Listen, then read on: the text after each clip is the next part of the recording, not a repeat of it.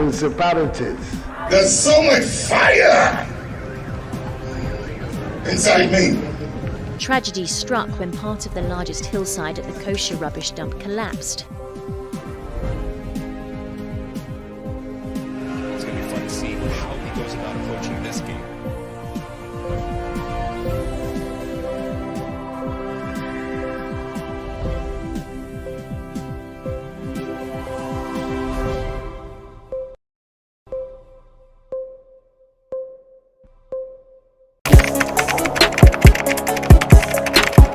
We table issues relating to the arts and entertainment for a riveting discussion, of course, without fear nor favor. The question the presenter asked them was a dumb question. You need to speak the fact and move. Varied views. We agree to disagree. So I would disagree with everything you said. I think that he's a smart guy. I think what he did. No, but I also said he's a smart guy. Yeah. I guess that I'm waiting for the what next. Yeah, I don't think that we have to wait for what next. It sometimes gets confrontational, but that's the beauty of the game. Today you're funny face. It's not my brother. Funny face. I don't know him. You don't know funny face. It's not my brother. You don't know funny face. It's a package.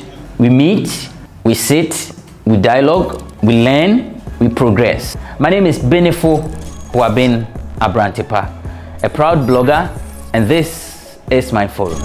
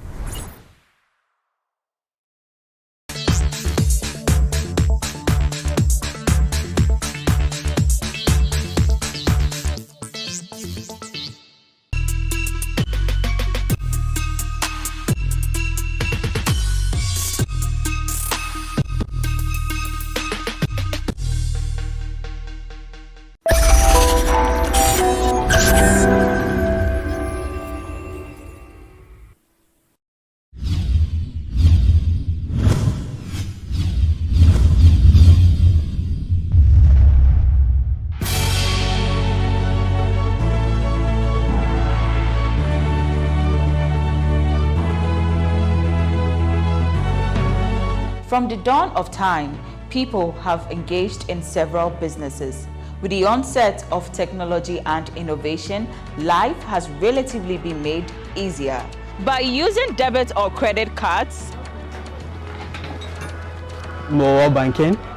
Thank you. And your favorite, mobile money? tech has indeed married business. On BizTech, we spend time with faces behind known and upcoming businesses in the country. Learn more about the new technologies and innovation, as well as find out about the trending issues in the world of business. Join us as we serve you with a variety of compelling interviews, projects and others right here on GhanaWeb TV.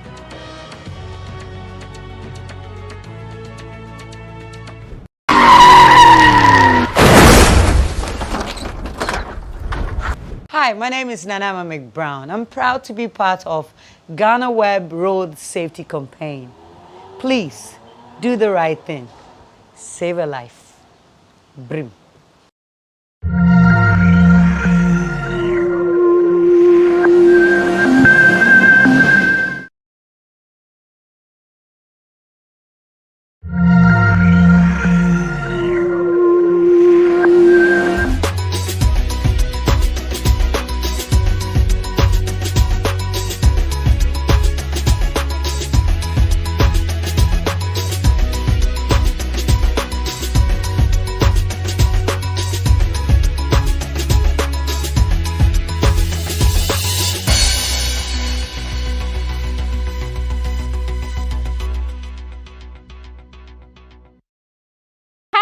people, thank you for making time with us on another exciting edition of People and Places here on GhanaWeb TV. We are at the Bunsu Eco Pack in the eastern region of Ghana, and we are going to have the adventure of our lives.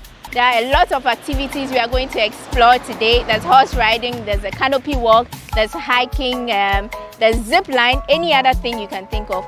This park is about 86 years old. We are doing this together, of course, and we are going to be going around with the facility manager who is serving as our tour guide for today. We'll meet him and get right to it after this short break. Don't go away. The name is Wanda Amihagan.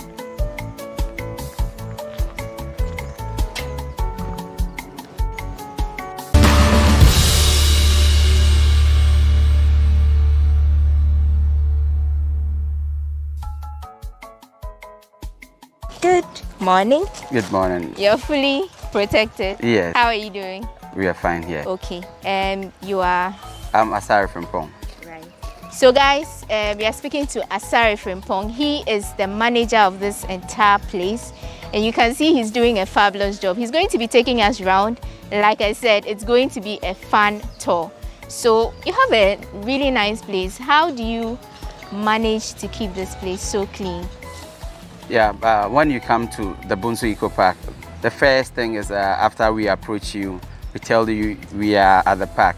And then there's one significant thing there's one thing you shouldn't do at the park, litter. So we will tell you where our litter bins are. And then at some point you see written, no plastic or waste beyond this point. So these are some of the measures we have been putting in place. Okay, we'll get more into the details, but what do we have today? What should our viewers be expecting us to go through today? Yeah, today we are going to take you through all the activities in the Eco Park. And then when you are at the Bunsu Eco Park, you are going to do a nature tour, you are going to do forest hike, you are going to do canopy walk, zip line, horse ride. Right. You heard it. That's like a bunch of activities lined up for you and I. So let's begin the tour, and while we have a conversation. How do you call this place? I know it's called Bunsu Eco Park, and it's also called Bunsu Arboretum or something like that. Am I pronouncing it well? Yeah, it's Arboretum.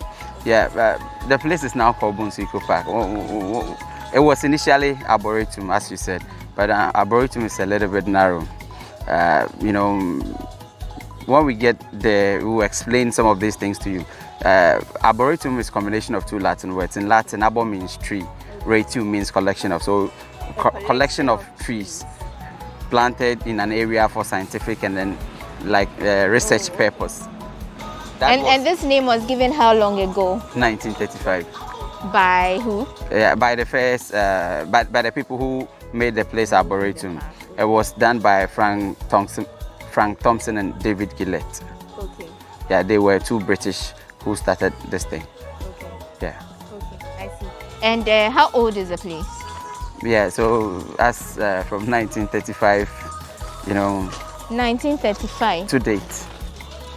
Wow, that's a long time ago. Yeah. Okay, so you're going to tell us the story behind how they got to this place, how they planted the whole trees thing and started the park? Yeah, we are going to. What should we be looking out for? Should be looking out for amazing plants you've never seen before. All right, we are going to the plant table, and that is where we are starting our tour from. Yes. Asari is going to help us understand the whole history behind the making of this place. You are once again welcome to the Bunsu Eco Pack. As I said, the Bunsu Eco Pack has got two sections. We have the recreation aspect and then the arboretum. We put this thing together to form the Eco Pack. The place was for research purpose until 2014 when Mr. Kennedy Kufuor came here to construct the canopy walkway. And then from there, people begin coming here for tourism purpose, not for scientific purpose anymore. So through then the place needed to be developed. That is why gradually we keep adding things like the zip line, the horse ride, and then we prepare a place for the kids. But so it means that before 2014, if you came here, it was practically a forest. Not only a forest, but a forest with plants, that are being labeled for research and then solely scientific research. purposes. Okay. So what are we seeing here? What things do we have here? In our arboretum, there are 610 species of plants in here. 90% of them are medicinal, 7% are for timber industrial purpose, and 3% are ornamental plants. This is the tip of an iceberg of what we have in here. We call this one Leucitis zabucajo. It's a tree that bears a pot with a lid, like that. Really? So, wait, you see this on the tree? Yeah. With the lid? Yeah, we are going to see it. Okay. Usually it springs up like this. During its maturity stage, turn down like that. And then when it's ready, fully ripe to be eaten, through an explosive mechanism, the lid comes out. Boom. And then the nuts begin to drop. This is how the nuts look like. They taste like almond. Wait, they are edible? Sure, they are edible. Okay, I see. The common name is monkey nut. So people actually eat this? Yes, we eat them. Okay. You see, as I said, its season is late July to late October. During those periods, when the lid comes out, this can contain about 25 to 45 nuts, depending on the size of the pot. The bigger the pot, more nuts. The smaller the pot, less nuts. And then when, by a week or more, all these things will come out. This will hang a year before they drop. So all those we ate last year, they are still hanging on the tree. I see. And then we will go there and then we'll see them. Okay. All right, and what are these? These are the smaller versions of the same. Yes, they are not like smaller version, but they are like from the same family. This is called Brazilian nut, Bertholletia excelsa. That's a scientific name. Yes, the common name is Brazilian nut. Okay, Brazilian nut. It's 3 times harder than coconut, but it has got an easy cutting area. It has also got husk covering it like coconut. And then you see, just as palm is our main source of oil, we go to the Southern Americans, they get their oil from Brazilian nut. But Brazilian nut oil is very good, very, very good. It's rich in omega-3 fatty acid, and we know what it does. Yeah. It helps with the cardiac problems. Yeah, so people like them. Okay, so these plants, they go out, you harvest them and give them to people, or you would have to come here to access it? Yes, you have to come here to access it. All what we do is we make seedlings out of these things, and then we sell the seedlings. When you are here and then the season is on, whatever fruit that is ready, you can eat some. So it is for our customers and then the people who come in here. I see. So I'll get some to take away. Yes, anything that is that is in season. Okay. You are going to have them. Great. Do we have any other different things here? Yeah, we have. We call this one Mare Balanitis wilsoniana. The common name is Krobo. Krobo is a fragrant plant. In the olden days, Krobo. Who gave the name Krobo to it? You know, the accounts usually name things to people who are fond of using it or like the way, so the accounts named it. So the Krobos usually use it? Yes. Years back, during their puberty program called Depot, you know, they will be performing some rites for the little girls who are getting into their adulthood. Yes. And then during that process, they cut these things into two. It's white in form. So they just scrape it somewhere and then paste it on the little girls who are going to perform the rites. Oh, those markings on their bodies? Yes. They are from this? They are from this. Oh, they were from this. They were from this? Yes. And then when they use them, 1 week of continuous bath, they will still smell good. Oh. I don't know if you've heard of Krobo powder before. Usually it's in small thing. And then when you want to the big or the full container of powder to smell good, then you just apply some small Krobo powder and then you mix it. Yes. Oh, I see. They are from this. In the olden days, our forefathers did not have means of embalming cups, so usually they were using this. They grind this thing and then they smear it on the body. On the body. So this is a ripe. No, this is a different thing. fruit. Yeah. Okay, I'm getting it mixed up. So that is mare. Okay. Krobo. Balanitis. This is this. When you cut it into two, this is what you are going to see. It's called Precralima nitida. Anything nitida in Latin means bitter. Okay. It is 5 times bitter than the bitter leaf. Wow. And then when you take it, even the next morning, your mouth will still be bad. Okay. But it's rich in alkaline. You know, we all know what alkaline does to the system. Yeah, it neutralizes the pH. acidic content, therefore making you, when you are suffering from indigestion or any other stomach problem, it heals them. But it's very hard to take. And then due to the fact that it's extremely bitter, it contains disulfiram, an element that makes things bitter. What happens is they used to deter kids from sucking their thumb or breastfeeding. Yeah. So you put it on the thumb of the baby to prevent it. And then they would never suck their thumbs again. Because it's very bitter. Okay, but even for the medicinal purposes, do people take it raw? Yeah, even though it's bitter? I take you them. take it? I take them. So you like the seeds inside? Usually the seeds are more powerful. I mean, more bitter. Okay. And then when you want to stop somebody from taking alcohol, sometimes you grind about 5 of them, and then you make it's colorless. You mix it with the alcohol. When the person takes it, the person will vomit. And then from there, that's then take alcohol again. See. That's interesting. Very interesting. How for this one, we all know it. Prekese. Yes. It's called Tetraptera. You have the tree here too. Yeah. Okay. Tetraptera tetraptera. Okay. And then the common name is Aden tree. Yeah, it has also we got know it as Prekese. Yeah, it's good. It has also got depurative activity. So when you take them, it will be washing away, it helping you with blood circulation and blood purification. It's very good. But usually when we talk about, every time I talk about this, then I do a little bit herbal medicine. What happens is, everybody thinks this is good. So you see people cutting these things into pieces and then putting them in, mixing some with some water without boiling, and then they begin taking them. Oh, people take it raw? Yeah, people take it raw. Okay. And it's very dangerous. Okay. Yeah, because why? Because when this thing stays in water more than 12 hours, when you take it to lab, microbial load begins to go up high. Microbes comes in. Okay. And then more than 18 hours, aflatoxins will begin to develop. So it becomes poisonous? That is it. Okay. So the best practice is you boil them and then you use them. Okay. You can keep them in fridges and such stuff. Okay. Okay. Great. Is that it for our plant section? Yeah, I think, okay. Let me try to remember. Let's see if you know this plant. I know. It smells familiar. Is it aluguntuku? No. This is Cinnamomum verum. The common name is cinnamon. Oh! This is cinnamon. Really? Ah, I see. Okay. Yeah. The tree is also here. I know of the bark. The bark, yeah. Yeah, but I didn't know of the leaves. I didn't even know the leaves are used to. They are used. Okay. The leaves are anti-sugar. They washes away sugar from the system.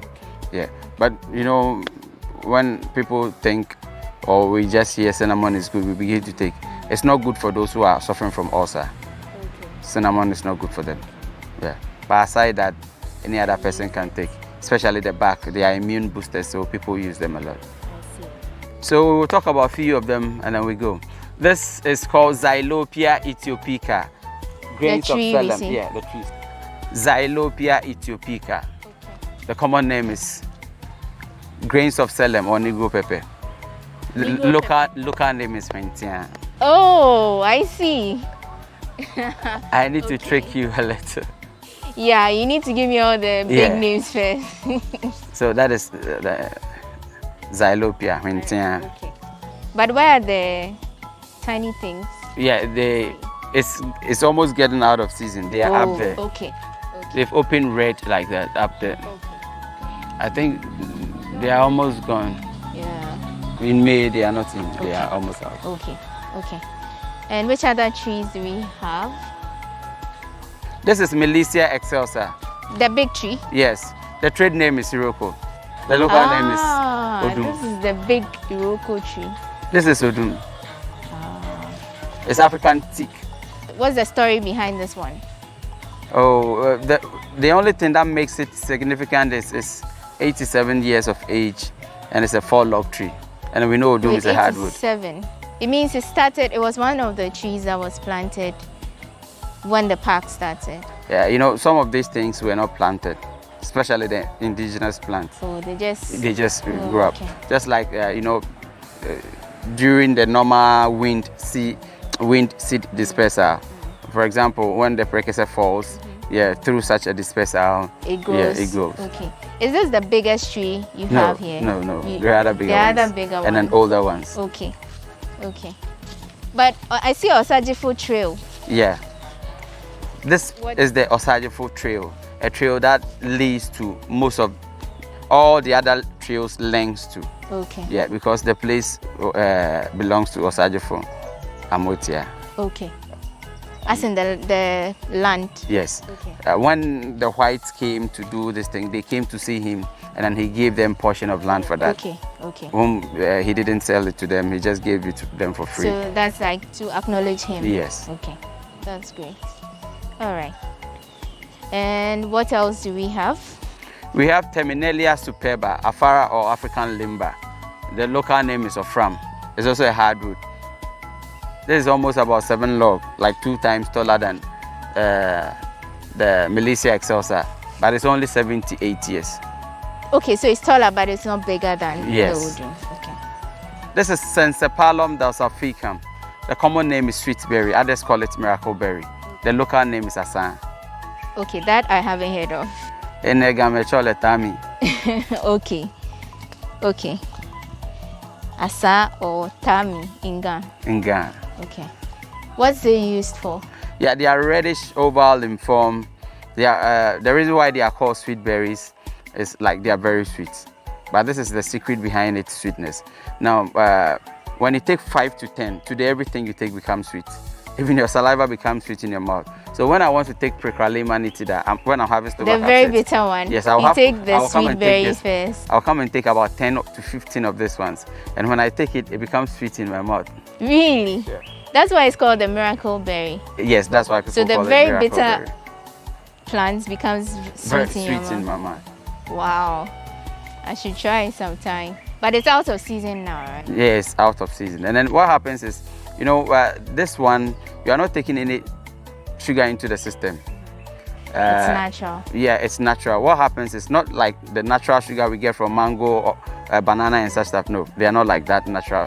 But I mean, what they, you know, the sweet bar, where you feel the sugary or the sweet taste from sugar. Yeah, it forms sugar chain there, and then they come together. The enzymes come together to tell the nerve to tell you it's sweet. So it's a trick. Oh. And so if you want to break the sugar chain, you put salt at that point. It will break the chain, and then your mouth will be back. I see. Okay. So you can intentionally take the sweet taste out of your mouth. Yes, you can. Salt. By putting salt. Okay. In your mouth. Okay. On the tongue. Okay. Yeah, it will break it, and then you'll be free. Okay. Cool. All right. How big is this pack? Yes. It's 40.1 acres. That's very large. Yes. Will you swing? Wait, it's a swing?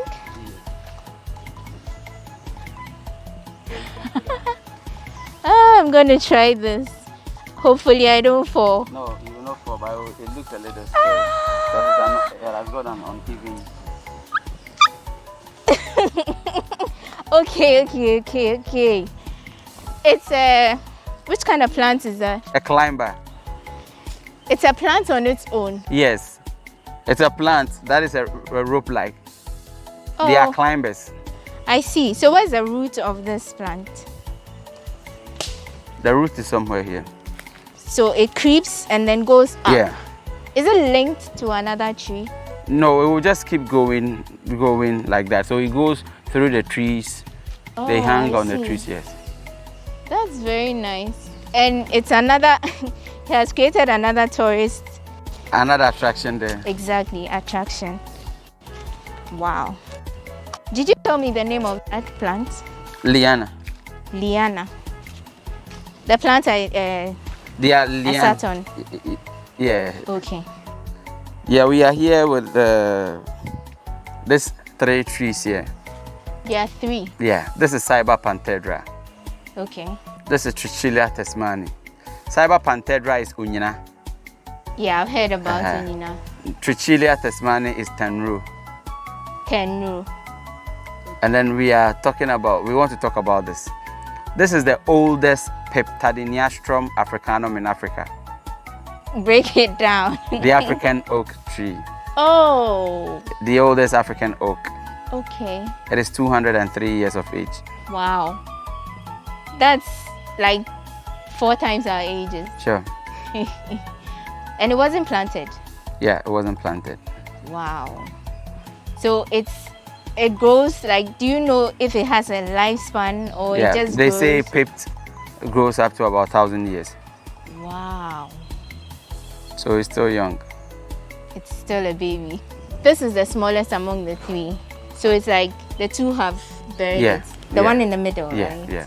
They are all struggling for food and sunlight. So yeah, only the strong. If you're not strong, you die. Now, what again happens is pipped is an extremely strong and hard wood. When you use them for wood and furniture, such stuff, they're extremely strong and hard. And then they contain poison in itself. So during lambering, when some of the sawdust find its way into a stream or river, all the fish in that zone will die. Would die. If there are some reptiles around, they will also die. It kills reptiles so it's and dangerous insects. as well. It kills reptiles and insects, but it doesn't have any effect on mammal. So people are now using it as a pesticide to fight a word of insects and then such animals. But how common is this tree in Ghana? It's very common. The local name is Dauma. It's very common, but it's also an endangered species. It's found. It grows everywhere in Ghana. Yes. It's extremely strong and hard, as I already said. Due to that, it's mainly used in construction of the wood in between the railway lines.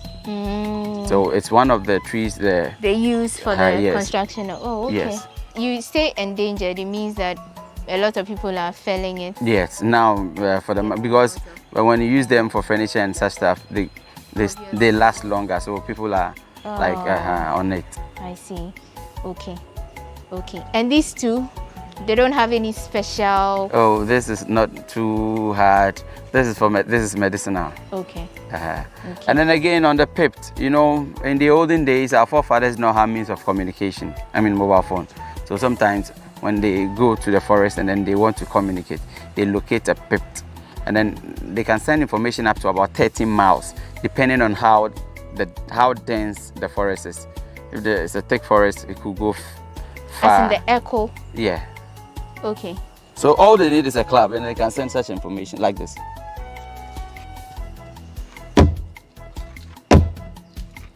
Oh.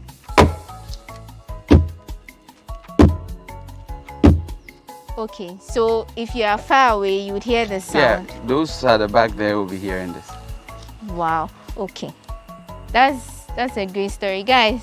This is the oldest tree in this forest, right? The oldest pipped. The oldest oak or pipped tree In Africa, the oldest African oak in whole Africa. of Africa. We have one right here, and it's about 200 years. Was here 203. 203. 203 years. Okay, so it's been here before you and I were born, and it has so many years still ahead of it. And so let's go and have a look at some other plants. This is Garcinia cola.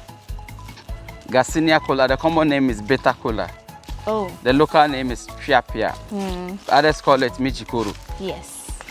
You see them sell it a lot. Yes, that is a tree. We have another tree there.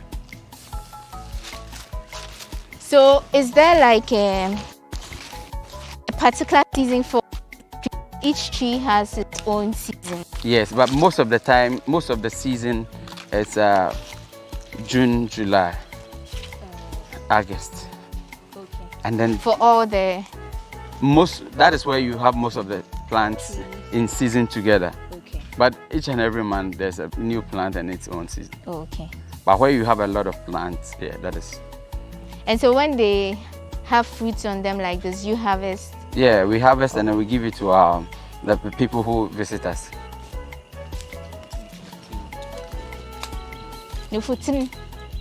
Wait, we need to pause and learn about this. I recently heard about it. Tell us a little bit about it. Yeah, we use How it long for, has this tree been here? This is around 10 years. And then it bears some fruit, like a It looks like a it's breast. Okay. Yeah, but like a tall, like a long breast, one, yes. something like that. That is why they call it Nufitin. Okay. Yeah, they use the chaff to treat skin disease. Okay. And which season does it bear fruit? Yeah, it has got a long season. It starts somewhere in November and it goes in March. Oh, okay. And do the fruits come like a lot? Or Yes, just... they come. Okay. We would want to talk about the red tree. It's called Bentamianos. Bentamianos? Yes. This sounds relatively easier compared Bentamianos, to the... yeah. Bentamianos. The local name is Ketramfo. Others, it's very slippery. Okay. Ketramfo. You see the way it is. Very, very slippery. So not even a lizard can climb. So in the olden days where we have a lot of parrots in Ghana, usually they make their nest up there. Oh. So that other animals cannot. Ah. It's very slippery. Okay. They just call it a red tree. Okay, so this is the Lycitis, the monkey nut tree. You see some open up. Oh, the one we saw earlier? Yeah. Okay. Have you seen? Yes. So this one, the lid has fallen off. Yes. And then we have this one that they are now growing. Yes. Up there. It will grow to becomes as big as that. And then the lid will fall off. Yes. And then this will happen in July. So late it means July, August. When the lid falls off, the nuts fall off by themselves. Yes. Oh, so you would have to come and pick them up. Okay. You know, they have some coating, so you need to, so they won't get dirty. Okay, so coating like was like the cocoa kind of coating, or they're hard? Oh, the nuts that we saw over there. So there are nuts in those shells? Yes. Okay. So this is how little they can be. Let's go a little bit closer. Oh, that one. This one and this one. So you can pick it. Okay, so this is how it starts. This is how it starts, the very small one. And then it grows as big as that? Yes. That's wonderful. These are royal palm trees. Okay, the ones lining the place. Okay, so we are done with the trees for now. Right? Yeah, we go through the forest and then we get there. This is still people and places. We are done with the nature tour, which was fun. We learned a lot of names and we saw a lot of trees, which probably you didn't know about, and some of their benefits. So now we are going on another tour, which is the forest tour. Asari is taking us round, and this is the entrance. So come along, let's go have some fun.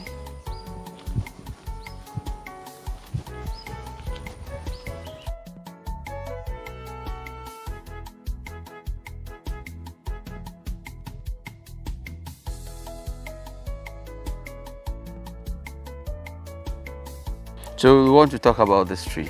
This is Musanga Sacropoides. The local name is Ojima. Okay. Yeah, you can see the tree looks as if the roots are up, so it will be weaker, but it's much more firmer and stronger than you think. How does that work? Yeah, because as you can see from here, they go up to about 3 meters down, and then they spread. Okay. As they've spread up, the same way they spread downwards. So some of the roots are down, some are deep, up. Yes. Okay. So even though it may look like this, but it can withstand rainstorm. Wow. Without uprooting. It's strong. Ojima. Very unique. Okay. So that was our first stop. We are going deeper into the forest. And this is a bit hilly. Yes. So Asari says it's called a forest hike.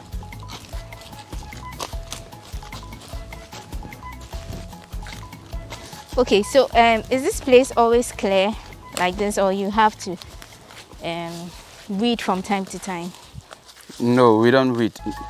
It's a semi-deciduous forest. We allow everything to grow naturally and then wild on their own. Okay. And are there reptiles like snakes? Sure. In here? Yes, please. There are snakes? Yes, please. Like which types of snakes? Oh, we have all the mambas here. Wow. Including the green mamba. Sure. So there may be one on a tree and we may not know. Yes, that is it. Have you ever been bitten by a snake here? No. You've never had? But I've always been seeing snakes. So you're used to them? Yeah. You don't have a snake phobia? No.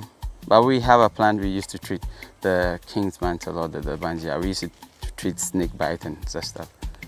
Okay, So, but has any like tourist or no, anyone, we've never experienced somebody being bitten by a snake. Like that. So like we can be going like this and then we just see one snake pass by.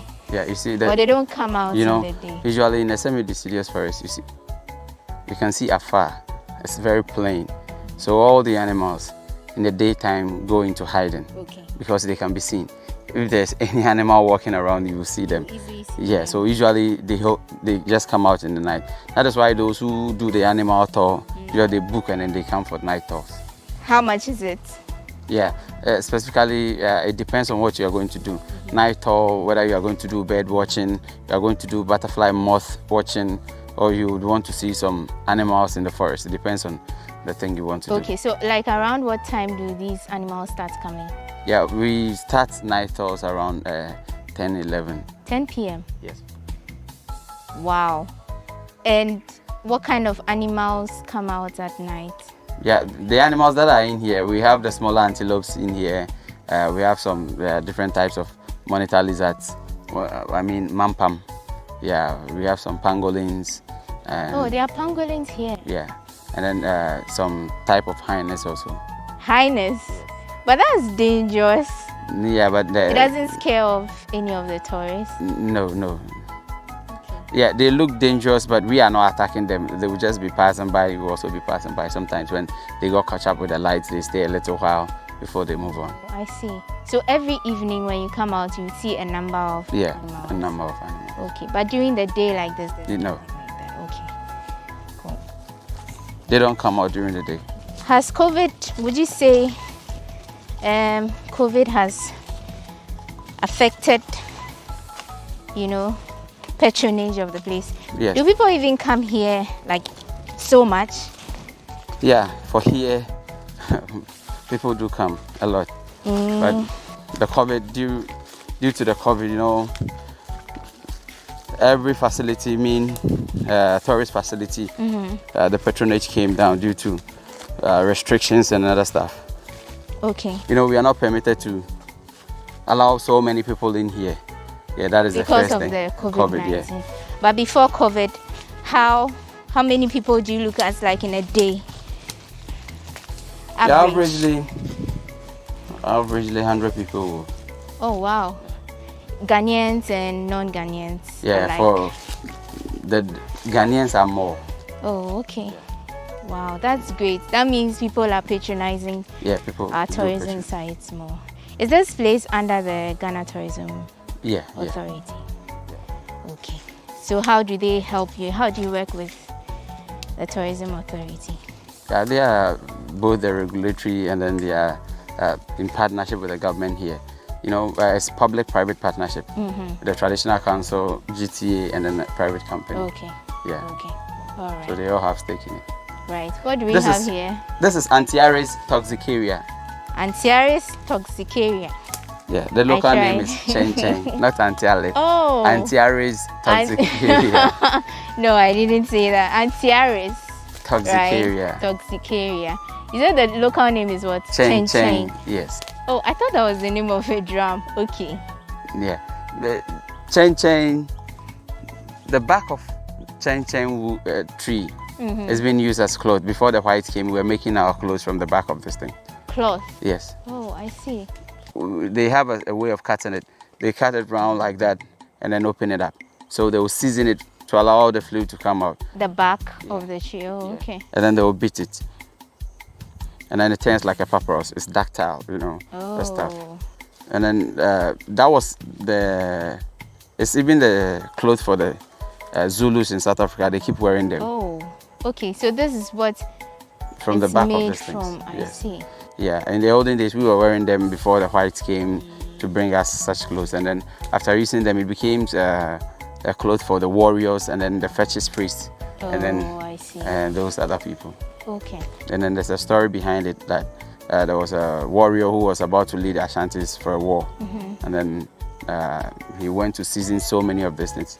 Remind you, I told you the fluid inside are poisonous. Yeah, so usually they dip the arrow, the tip of the arrow inside, and then they dry them. So when they shoot it on against enemies, it hurts you and it poisons you. Yeah, so that you can die. I see. So eventually he has a little boy, only one little boy who got in contact and then died. So like he was down morally, he can't go for the fight. So he was summoned, and then he told the people to tell Tum for Chen Chen Bie Dimeu. Oh, so that's the origination of that. That is the reason, yes. And then Alaji K from Pong composed a song from Chen Chen Bie Dimeu, yeah. Oh, okay, so this is Chen Chen. Yeah, that is Chen Chen. Great. So we are using this way up, and we are going to the oldest Dutch building outside Europe. Oldest Dutch building outside Europe. It was built in 1897. So, can you tell us about this plant? It looks a little like kontomire, just colored and all. Yeah. They are flowers, but mind you, the fluid in them are poisonous. Again? Yes, this one also. So there are a lot of poisonous plants here. Yeah. Okay. It's a flower, a common flower that grows in any part of Ghana. Yeah.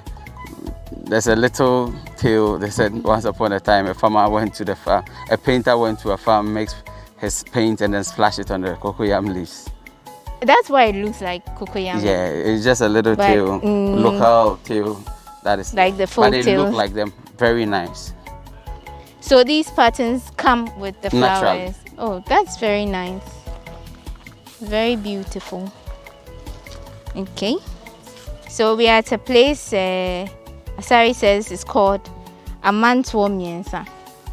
It's a small pathway that leads down somewhere. He's going to tell us about it. Yes. The secrets behind this name. Yeah, when the Achimabuakwa, they were part of the Ashantis, and then they came. When they came, they were fighting back for their freedom. So there were these 3 towns covering the Achimabuakwa people, like all the Achim people who were like close to the Osajifo. Yes, and then these 3 towns have a common junction, and that is where they met. They are Chibi Apapam, Apega, and then Esikem. These are the 3 towns. That forms the 3 towns that when they are going for war, usually they protect the Osajifo. Okay. Yes. So they have a junction they meet to take, they are warriors from all these 3 people. They will come and then meet. Strategize. Yeah, meet the Osajifo at a junction before they embark on the war. Okay, so this is the junction, or it leads to the junction. So this is the way that leads to the junction. Oh, okay. And the junction is inside the forest. Yes. Oh, I see. That is the Amantuo Miensa. But we can't go there. No. Okay. So our forest tour has brought us to this building, which according to Mr. Sari here, is the oldest Dutch building outside of Europe. There's a very interesting story behind this building, and he's going to take us through it. So when was this built? Yeah, this was built in 1897. It is the oldest Dutch building outside Europe. And then this place was where Kwame Nkrumah was also used to stay. And then flights lifted, and J.J. Rawlings also used to use the place. They used to use it for? Like a seat of government, like Christenborg, Peduase, such stuff. So they used to stay here at certain points? Yes. Wow. It was like a hideout or security zone for them. So when you are there, nobody sees you. Okay. During the Second World War, the Queen of England was here. She was in this. Really? Yes. Usually when they come to such buildings and then such places. So it was used. The place was originally used by Sir Gordon Gadgisberg. Okay. Yes. He built it? He did not build it. It was the Dutch. The Dutch came before the English came. Yes. Yeah, it was built by the Dutch. Yes. I see. And you said the Queen used this place as a hideout during the Second World War? Yes. Really? Yes, she was here. When you go to Chebi Archives, where all this information we have, yes, we have the number of people who have been here. Even King George was once also here. He visited this place. I see. So what has become of the place now? It doesn't look bad. I mean, like it's still strong, and I see that people are using it for various activities. So what has become of the place? What is its use now? Yeah, it's mainly used as a tourist attraction. Okay. People visit the place and then come and then listen to the stories behind them, and then since it's still in the forest, why they've kept this thing in the forest. Yeah, we give them all such information when people come in. Who was the last person to have stayed here? I think it's President Rawlings. Oh, I see. That was around. Do you know which year that was around? Yes, and then aside staying, he usually sometimes use the place as a hideout. So if he doesn't want to be out there, maybe just wants to have some days. So this is where he used to come. And then I remember in 2001, the regional minister wanted to come and then stay here. He was coming here and then going, something like that too. So it later became a presidential guest house. So like a place meant for the president, the ministers, and then prominent people. Okay, but is it? Can it still be used for that purpose? Is the place still in good shape? Yes, it can be used for that purpose. How many rooms are in there? 4 bedrooms. Okay. Yes, and then a kitchen and like two other rooms outside, and then there's also a security building with a garage and such stuff. Okay, so it's well finished. Yes, it's well finished. But the reason why it's in this state is that now the committee working on this project says, some of them says they should renovate it, and some says it should remain in its old state. Yeah. So when we went back to Chebi Archives, we saw the building plan. We have the building plan of the for the renovation. For the renovation. So there's a process which is going through so that they convert it back into a guest house or something like that. Oh, I see. But I hope that won't change the essence of the building. No, it's not going to change anything. Even though it will be an attraction, people can come here and then stay it over. But it will look maybe better than it is. Now, aside the rooms in there, are there any other facilities here? I understand it used to have underground rooms or something like that. Yes, those days it was believed to have an underground tunnel that goes beneath. But now we learned it has been converted into a reservoir that supplies the area. That is why you see the waterworks are just close by. Oh, okay. Yes, so they pump all the water here and then filter it.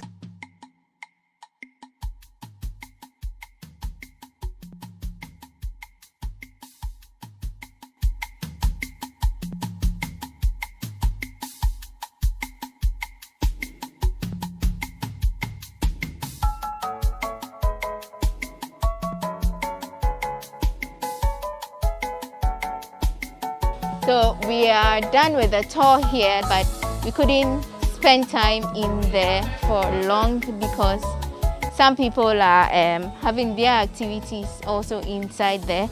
But now we are going down, we are descending, and we are going to the canopy walk area. Mr. Sari, as usual, is leading us.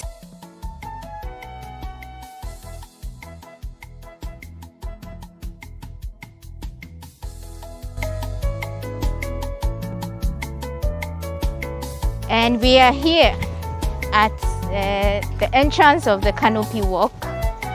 We are going to do this. I am not sure I'm very brave, but let's do this together. It's an adventure, right? So it's a risk we are taking. We are going up with Mr. Sari, and then at some point we'll have a conversation about this canopy walk. Let's go.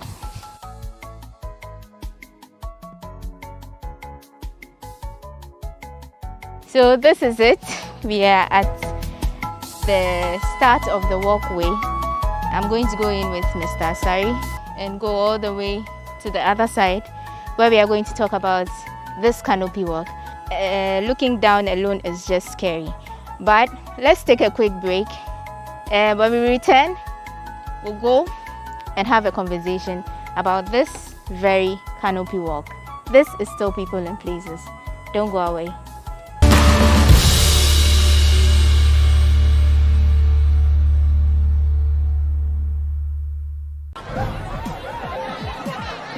powers and principalities. There's so much fire inside me. Tragedy struck when part of the largest hillside at the kosher rubbish dump collapsed. It's going to be fun to see how he goes about approaching this game.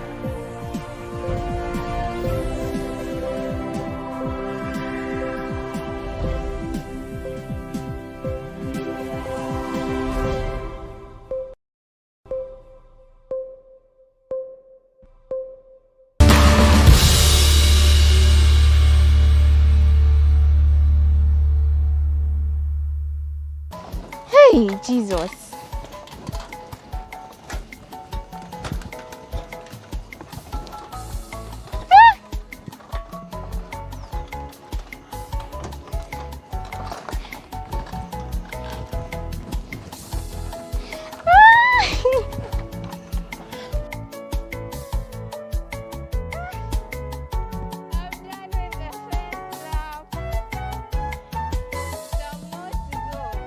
So welcome back from the break. I have done 5 rounds on the canopy walk and I'm left with my last lap, but we want to just have a conversation before we go down. We know about Kakum, we know about Legon, but not so much is known about this, at least not from my perspective. So when was this canopy walk built? Yes, this was built in it was started 2013. It was complete in 2014. So it was open to the public. It was open to the public on 1st May 2014. That is where this place was open to the public. 2014, yes. That's a while back. So who got this initiative? Who brought this initiative? And who built it? Yeah, it's Mr. Kennedy Kufuasare. He was part of the people who attracted in Kakum. Oh, okay. Yeah, he was part of it. And then the line, he came here to do his own thing. Yeah, so he is the brain behind the canopy walkway. I see. In fact, all the canopy walkways in West Africa, he's the one who's been building them. That's great. So how do you maintain this? Is it maintained in the first place? Sure. Is it maintained? Yeah. How often is it maintained? Yeah, it depends on when we were coming. You can see some wood. Yes, some of the wood are new. Yeah. Yeah, so we replace dead ones, but they have a schedule for that. They have a weekly maintenance schedule and every 3 months. They have weekly and then 3 months. That's quarterly. Okay, but 2014. How long did it take for him to build this canopy? It was only 6 months. 6 months. Yeah. Wow. And do the ropes, some of them, do they come off in between time? No, the ropes has got 30 years lifespan. But we don't allow it. When these ones were placed on 2014, but you can see some have been changed. Sometimes we need to change them so that they become very nice. Okay. And attractive, that's all. Great. Some of the wood, the planks are slippery. So how do you manage that?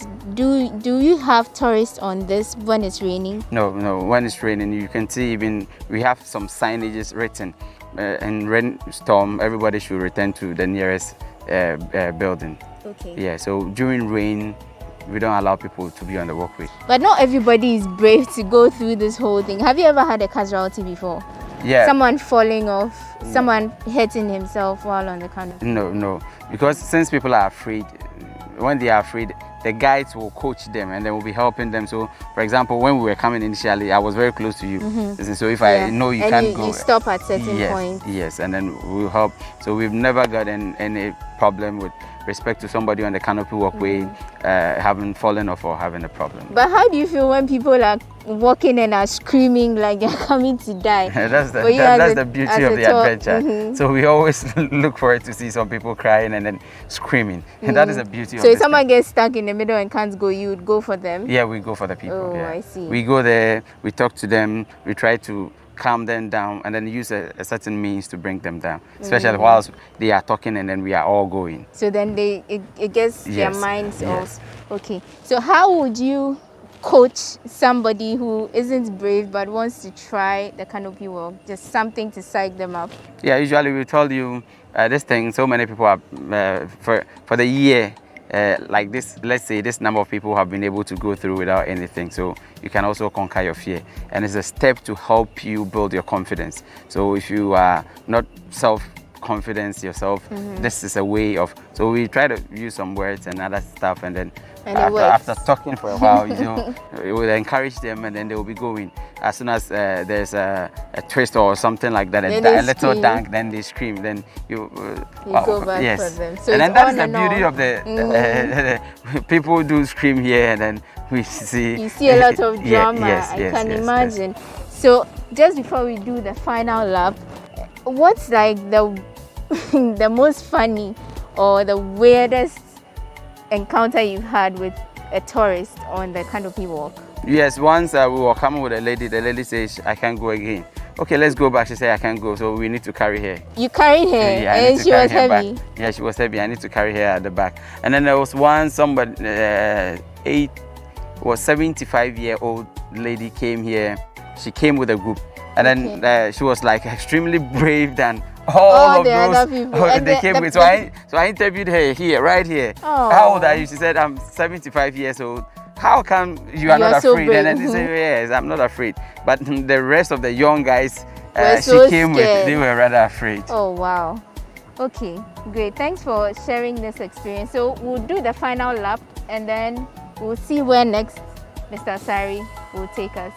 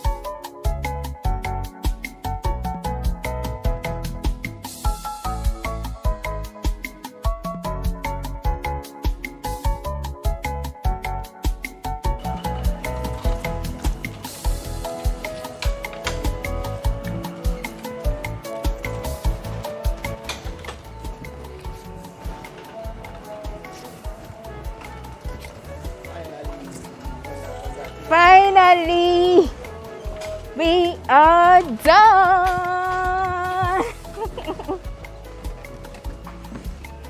We are done. I'm so proud of myself. I went through 6 of the canopy walks and I didn't do so bad.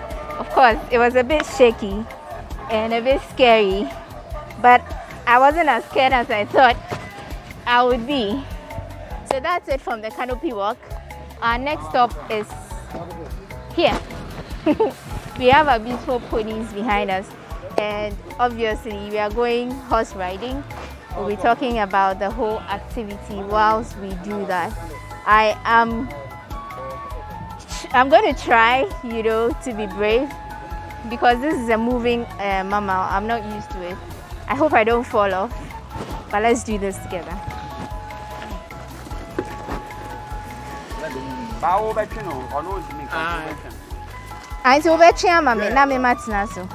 goodness. So I'm going to do this. Wish me luck. I can just sit on it, right?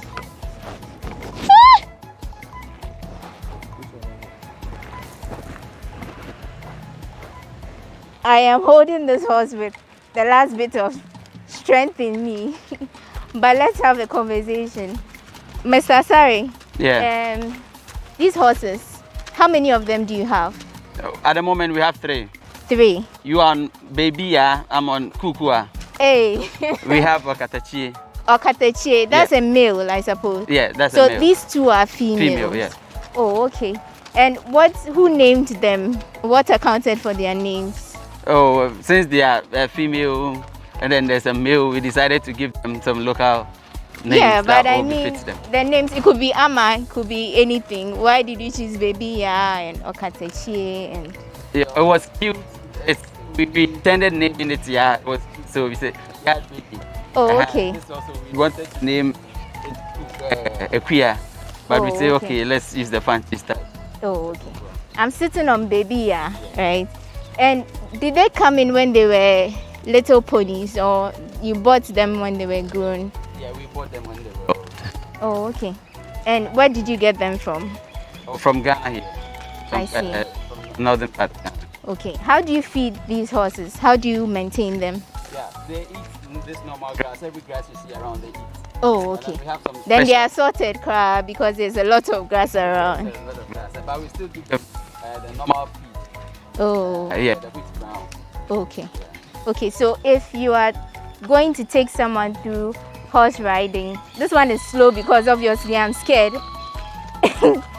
So how do you ride the horse? Like you pull the girdle a bit, Yeah.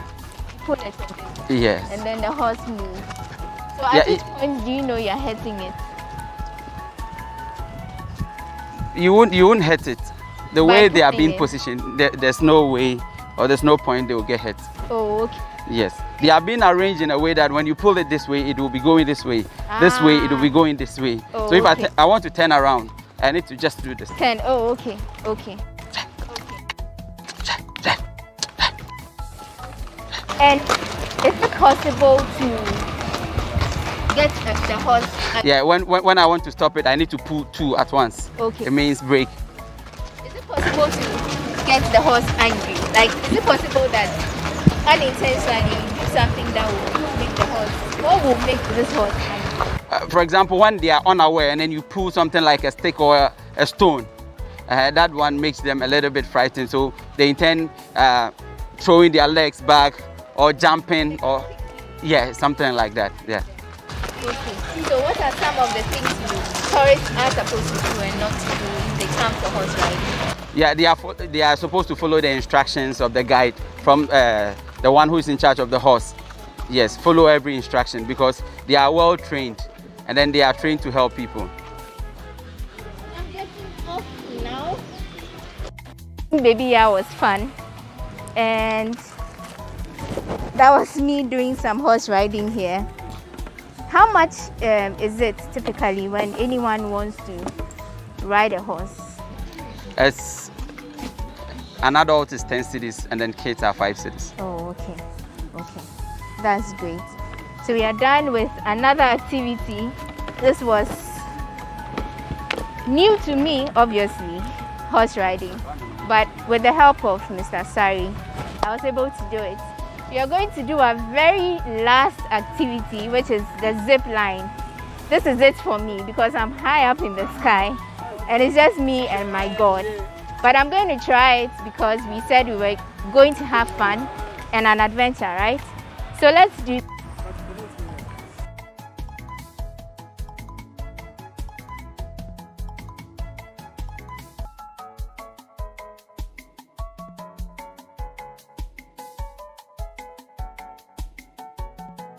I have my helmet too.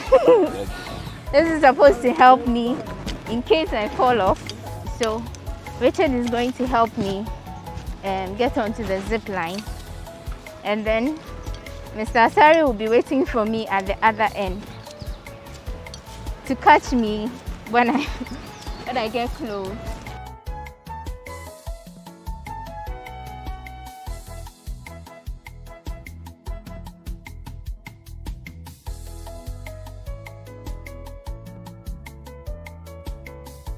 Woo! Am I sure I want to do this? You can do it. Should I do this? Woo.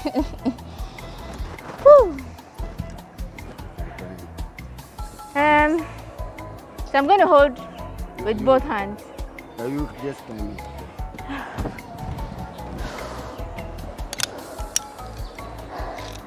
Okay, hold this. Hold this. With both hands. Yeah. Now drop down. Wait. No, wait. Drop back. Here. Yeah. I should hold this Yeah. with both Hold hands. this. With Hold both this. hands. Yeah. With my 2 hands? Yes. So I'm going to do this. Push me more.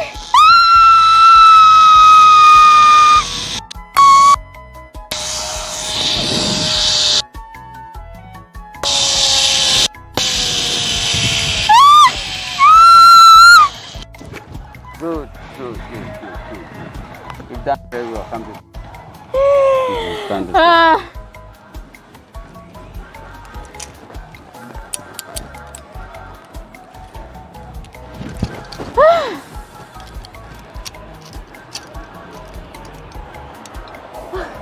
Good. How was it? Feeling? How was it? It was scary, but it was fun. Okay. But I can't do it again. I have to psych myself. Wow. Over and over again. But you should try it. It's a lot of fun. You just need a lot of vim. So that's the harness. Okay. So it's very simple. You just hang the harness on it and then you come. Okay, but how sure are you that it would never come off? Because it's called safety harness. It will never break. It would never come off. Yes. So you've never had any such instance? No. Oh, I see. I see. I'm sure you have a lot of screaming from the canopy walk to to the zip line. So guys, that's it. That's the zip line experience. It was fun, but it was scary, trust me. And I think I enjoyed myself. You should come here to have a bit of an experience of the place. It's a really packed place. It's full of fun, and Mr. Sari here and his team have been really helpful. They are in charge of the place and they are doing a really good job at keeping and helping tourists with the place. So thank you for making time with us. I promised you fun and I'm sure you had a lot of that. Thank you, Mr. Sari, for hosting us. Welcome. You were really great and I had a lot of fun doing this with you. Thank you so much. Welcome. So we'll see you next time. Make time with us on the next episode of People and Places, and I'm sure you would enjoy yourself as much as you did this time round. The name is Wanda Amihagan. Stay safe.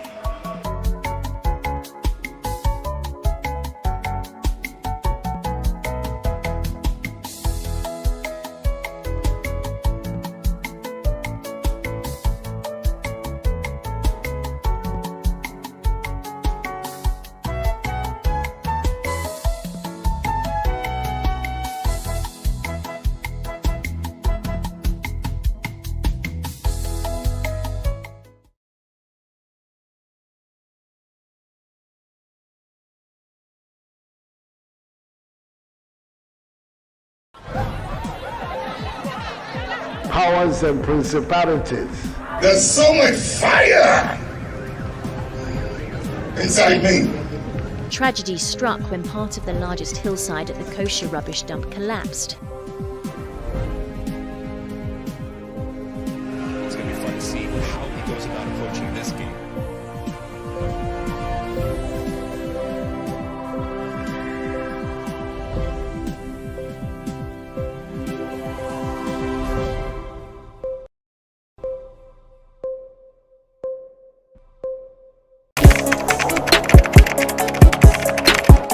We table issues relating to the arts and entertainment for a riveting discussion, of course, without fear nor favor.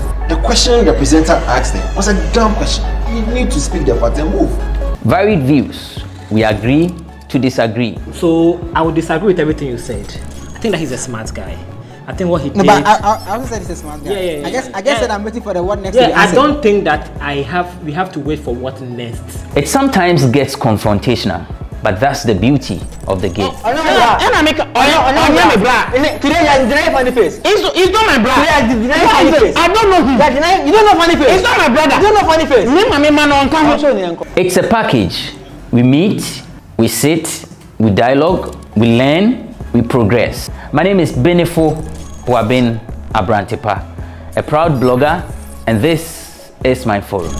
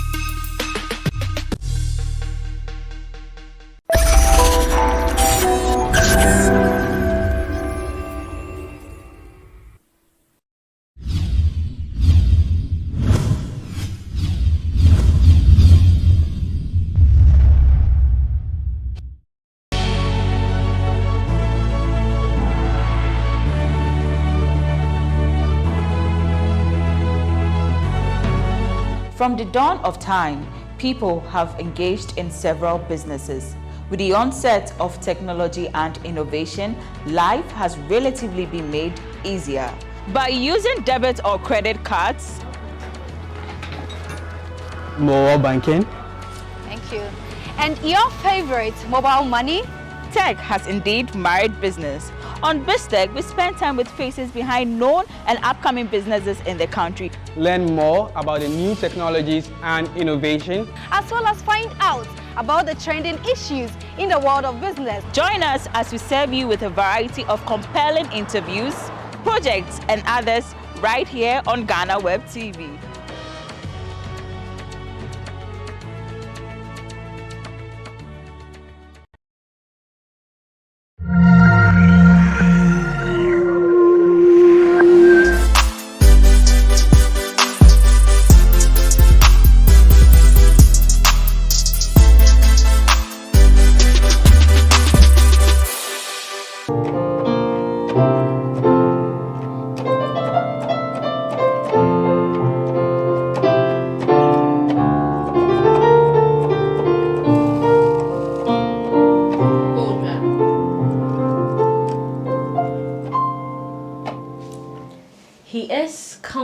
Amongst the top music producers we have in this country. Today's guest is responsible for most of the big hits we have on our airwaves and on our screens. Yes, you must have heard his name in some of the popular songs on our radio. But how well do you know this gentleman? Let's all find out after this breather. I am El Silama and this is Talkatainment. Don't go away. Benjamin Mensah Gazi, popularly known as Mix Master Gazi, is here with us. Master Gazi, where's all? Hello. What do you call it? Unkonye LC. LC. Africa Lecho. Lecho. Oh, nice, nice. To those who don't understand, he's asking me what's my name and where I come from. You know, he's my brother. We all come from, let me not say Transvolta, Togoland, before they come for us. Number 9. We are number 9. So tell us, how is life so far? Recording, you know, life as a music producer. How has it been? So far. Yeah, it's been great, you know, life has been great. You know, being a music producer in this country, you have to put in effort, you have to work hard. So by God's grace, we've been working hard, and today we are here today on your platform. If not being work hard, trust me, I'll not be on the platform. So, you know, working hard has put me, you know, to that front. For me, it's a full-time business. It's my full-time work because, you know, I have to make sure I gain from it, I get money, I do everything from it. I become one of the top producers in the world. Of course you are. Do you sleep at all? Yeah, somehow at times. In a day, can you count the number of hours you sleep? Mostly I sleep in the morning, like from 4 to by 10. Then you work from 10 through the night to the next day. You want to sleep. See, people are coming and people are coming. So if you don't work hard and, you know, put on your strategy and your plans and move on, trust me, the next 2 months or 3 months there will be new people coming in, you know. So we always put in work so that we can keep, you know, being in the minds of people and, you know, still work hard. I see. You made an assertion that music production makes one poor. Yes, I read an article. Then the article with YFM. Yeah, I don't know. The music production can make you poor. Like, so, what's the basis for the assertion? This is our country. We love our country, but, you know, coming from mostly from the Africa countries, it's very hard to make it as a music producer. So indirectly, I was trying to say maybe if you don't work hard, you'll be very poor, and later you want to go and look for another business and do. You understand? Because when you check on jobs that's, you know, you want to do, I think music production is a job that everybody needs to take it serious. But, you know, other people want to be like oh, I'm a bank manager, but I want to do a part-time music. No. If you want to be this, be that. If you want to be this, be that. You can't be a salt and sugar at the same time. You understand? I mean, I'll be very sharp in school and all that.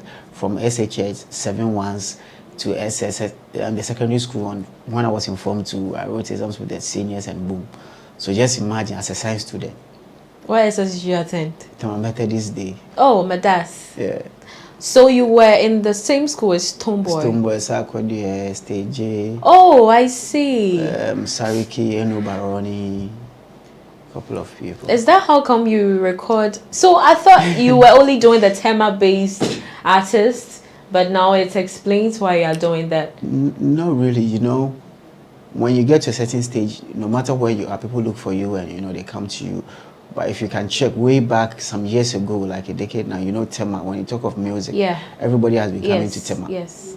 We had the producers, you know, those creative producers, and we have almost all the artists like vibing with the R2B, Sako, DST, JD, Crime. Remember those times, Keche, you understand? So those days, every day you see artists in Tema, like from Accra coming to Tema every day to work and all that. So coming from Tema has been like coming from a music city, you understand? So that's why we put in the energy to get us this far, because where we are coming from, we believed in music and, you know, we were all pushing ourselves there.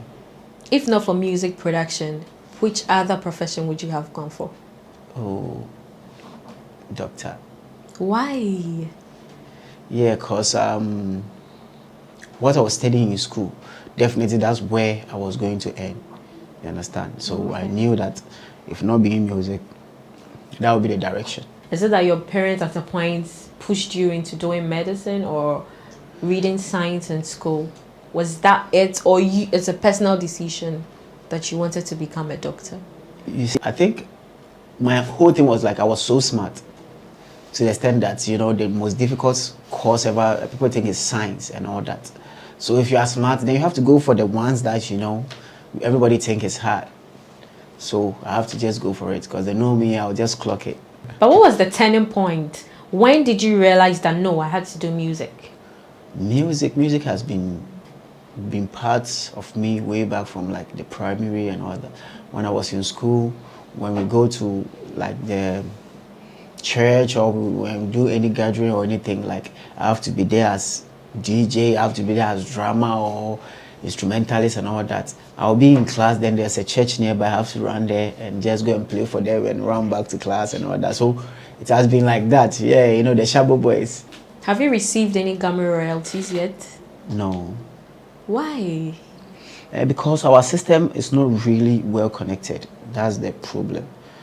Because, you know, when you are on a international royalty system, when you sign up with them, you have an email that's, you'll be getting an email from them with your update of whatever your song has been doing, like where it's played, where and this and that.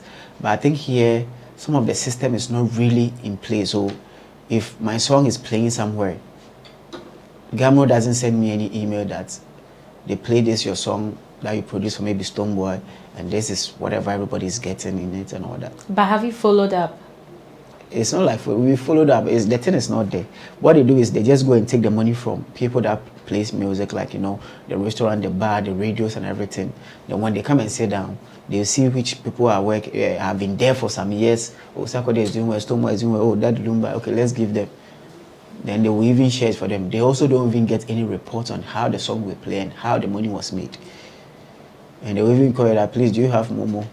And they will send you without showing you how the song was played, no records, no anything. So it's very difficult to understand. To an extent, you must have followed how the systems work in terms of music in the Western world. Yeah. Looking at it from where you are sitting in Ghana, what do you think that we are lacking here? Right now, I think we are lacking the system of, you know, connecting everything together so that we can have a report of it.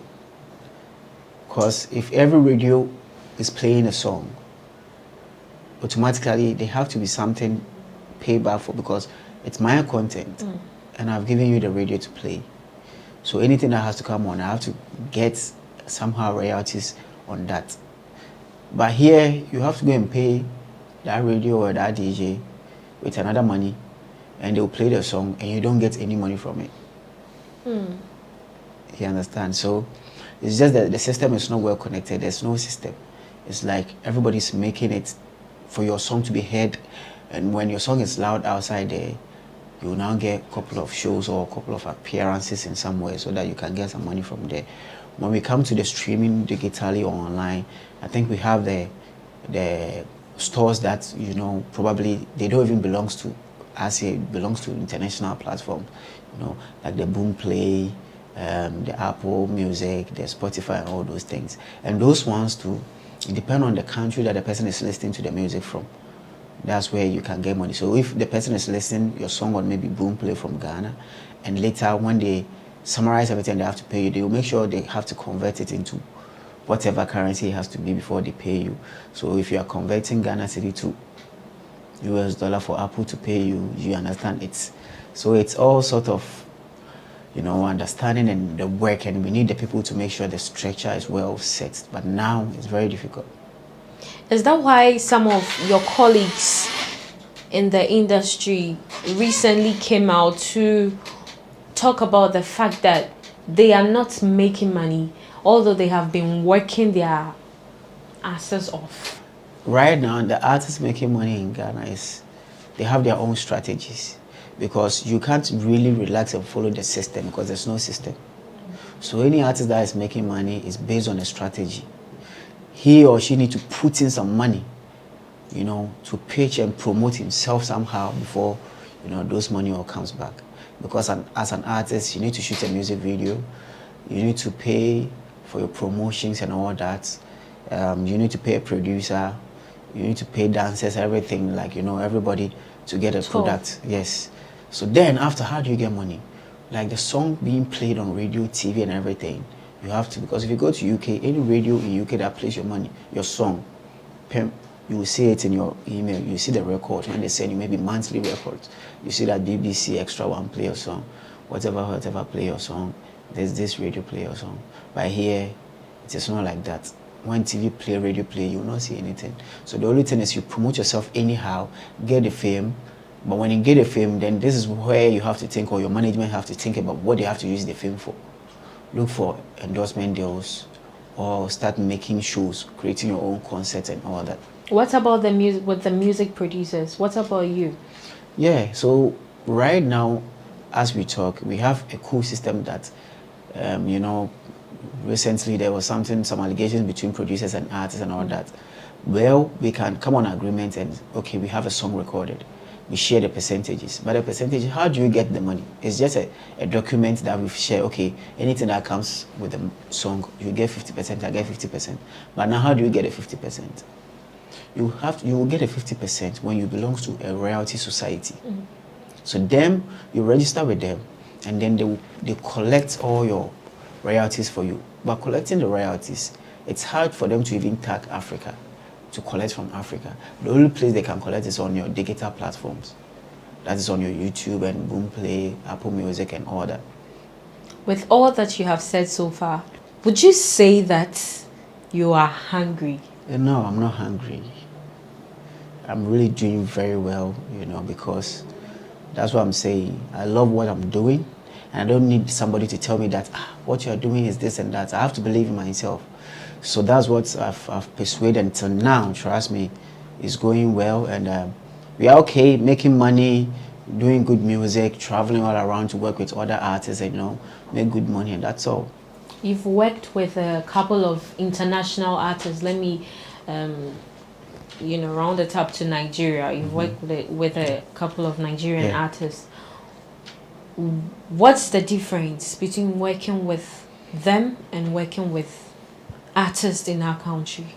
I say that there's no much differences, but the only differences is they believe in the business itself. But when it comes to musically, we all do the same thing. We have good producers, they have good producers. We have good artists, they have good artists. Good lyrics, good song, we all do the same thing. But when it comes to the business, now let's take it. How many times will you see a Ghanaian artist going to promote himself in Nigeria? Just one or two, maybe there some of the A-listers are even. Okay, I think Stomo is in Nigeria now promoting. I don't think I've really seen Sac doing media tour in Nigeria. Shatta, no, Wendy Shea, whoever, like none. But you can see Yemi Alade will come here, Ice Prince coming, David will come in, Wizkid now even staying here, Burna Boy coming, Patoranking coming. Most of them, Omale will be here. So now if you let's say Kidi Kwame Oji are there, Omale also came recently, but I don't think they have been there to do a media tour. But Omale was here to do a media tour. So those are the small differences. We are trying to be okay in where we are. We don't really want to go out there. But you see, that is where the money comes in. Everybody is crying of money, but the Nigeria guy will not mind. We just package some money, get some people to help him out, come here. The Nigerians have more friends in Ghana than we Ghanaians having friends in Nigeria. So right now, if Pato is coming, guys, I'm coming, Obi, what's up? Charlie, get me 10 interviews, it will be done. But Ghanaian artists don't have those friends that, they come Lagos, so if you arrange like 5 radios for me, it's not like that. So those are the problems that we are facing. If we push ourselves in other countries, they'll also be inviting us for shows. How many artists do they invite from Ghana to Nigeria to perform? But every day when we are doing a show here, we are waiting for an international artist. And the international artist will be a Nigerian that has to come and grace the show. When we're a Ghanaian artist, will go and grace the show, close the show in Nigeria.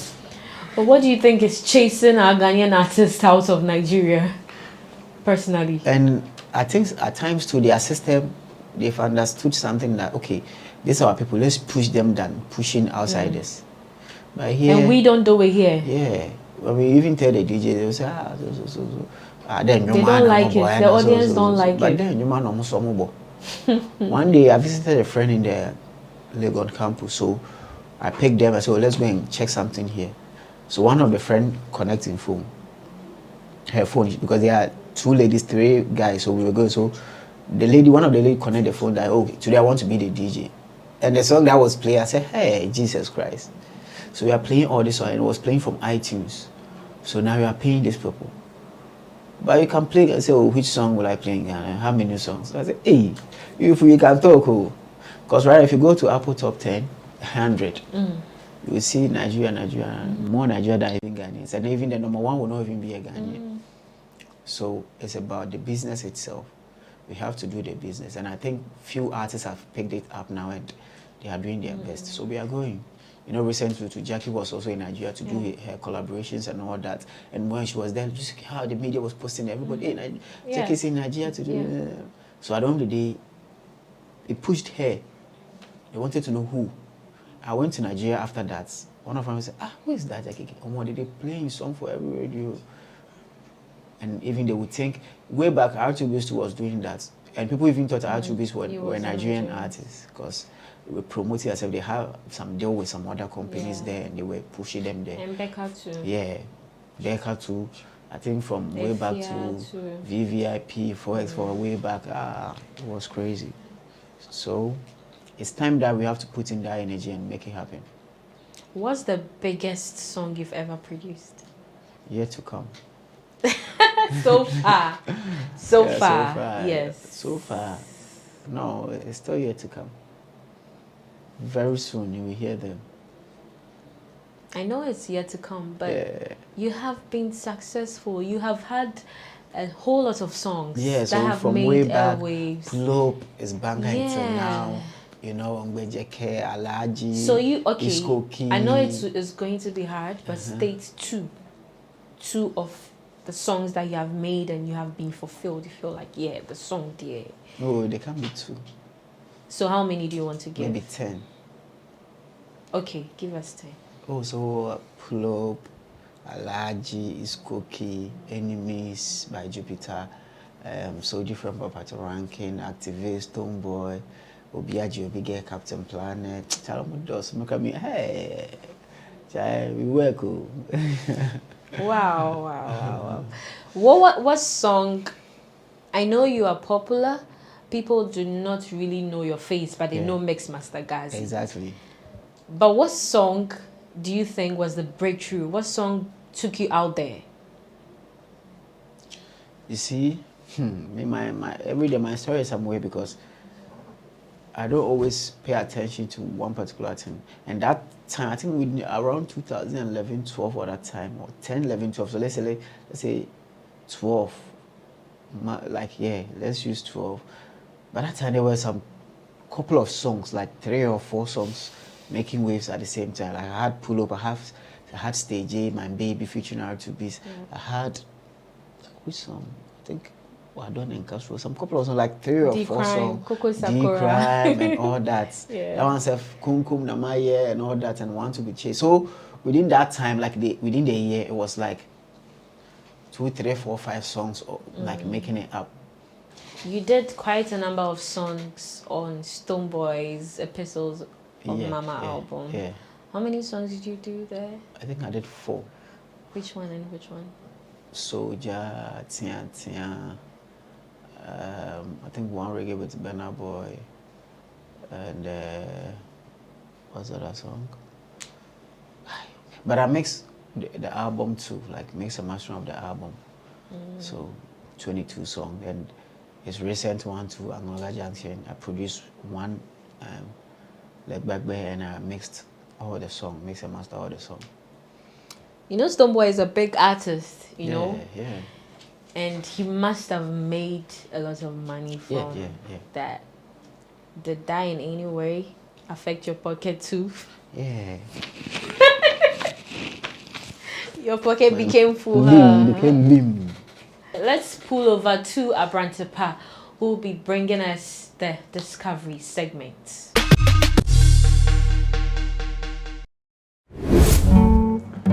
Nchi wombe kama mutumin da ka sani ba, kaka bari hankalin ke maka kaman komai bai faru. Magana ya zo kun sana. Min kwa juma mitifie, min kona menyaba. Ni amebia ya samu, mehramma na jo na mada. Facial mask masha, sanitizer me yusuwa. Awasa me ba me hobai. Nanso ahunchire kumio enti corona. Sani awudi abanono dia. Enemy to me, enti corona. Sani awudi abanono dia. Enemy to me. Why have you chosen to do music? I feel like it's what I would like to be my life's work, right? Everyone has that one thing that he wants to be remembered for when he dies, right? For me, it's the music. If I don't get to do anything and my name will be remembered as the guy who made great music, then I would die a happy man. Share with us some of the titles of the songs that you've produced already. Okay, so we have Kona Kona. We have Go Back to Her, which I just played. We have Ekikime. We have Magajia. We have Niaman Kitin Kitin. Yeah. We have Twabapa. Yeah. So we have a couple of them like that. Is there any plan of putting together an EP, an album? Or what's the plan? I mean, at the moment, we even have an EP out. Okay. It was out 2 weeks ago, close to 2 weeks ago. And so far, the feedback we are getting from everyone who gets to listen to them has been amazing. So Musanga Sacropoides is the title of the EP. Yes. Musanga Sacropoides. Musanga Sacropoides. Are you a Musanga? Yes. Okay. Yes. So the ethnic group is the Bisa. Bisa people, right? And the language is Busanga. But we it's just, you know, language evolves. So right now Obiabeka say, oh, oye Busanga ni, oye Busanga. But amongst the natives we go like, oh, we a Bisa. Odoye wu me se woda na kikime. Ohema woda no wa wikime. Ohema ekikime. Ohema agogome. Kizo musharu anso yeya. Kizo musharu anso yeya.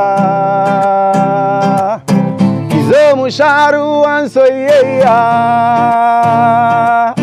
Kizo shadow and so yeah. You know be say other girls know they find me. Them fit to find, but that feeling know they catch me. You know be joke butterflies for my stomach. Nansonya chumfu se wa mundi. Them they tell you say I be liar. Yes, manu fufu mini dawa. Plenty girls are they smoke like tava. Oba forget them, it be agenda. I kick me. Social media handles so that anyone who wants to follow you for the EP and follow your brand, they'll be able to do so. Bakadabri everywhere. Bakadabri. Sometimes you spell it for us. BAKA Baka DABRI Dabri. Okay. And sometimes you even just put in Busanga, which is BUSANGA, and then you find me. That's how we end this edition of the Discovery segment on Talkatainment. But also we continue with the interview. Definitely, Busanga Niabrant here will give us a performance, and then we join Elsie for the rest of the interview. Awesome. My name is Abrantipa. Abrakwantu yetiawawate Obianim ni ebesich nawate Bansana abinda de farugo beba Musamu hankuri marayu andunia And now what me chena wakami It be the last thing for my mind oh Lefe kankan wanda muke majuna Befi mutama mutani hakanaba Show love It no be math if I prove your love Yeah, show love to the person close to your heart. Show love. It no be math if I prove your love. Yeah, show love to the person dear to your heart. If we say, Nia man kitten, Nia de chero. Nia man kitten, Nia de chero.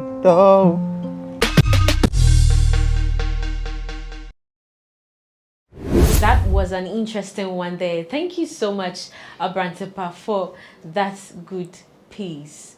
Now let's go back to our chit-chatting with Mr. Gazi. Yeah, man. Ever won an award?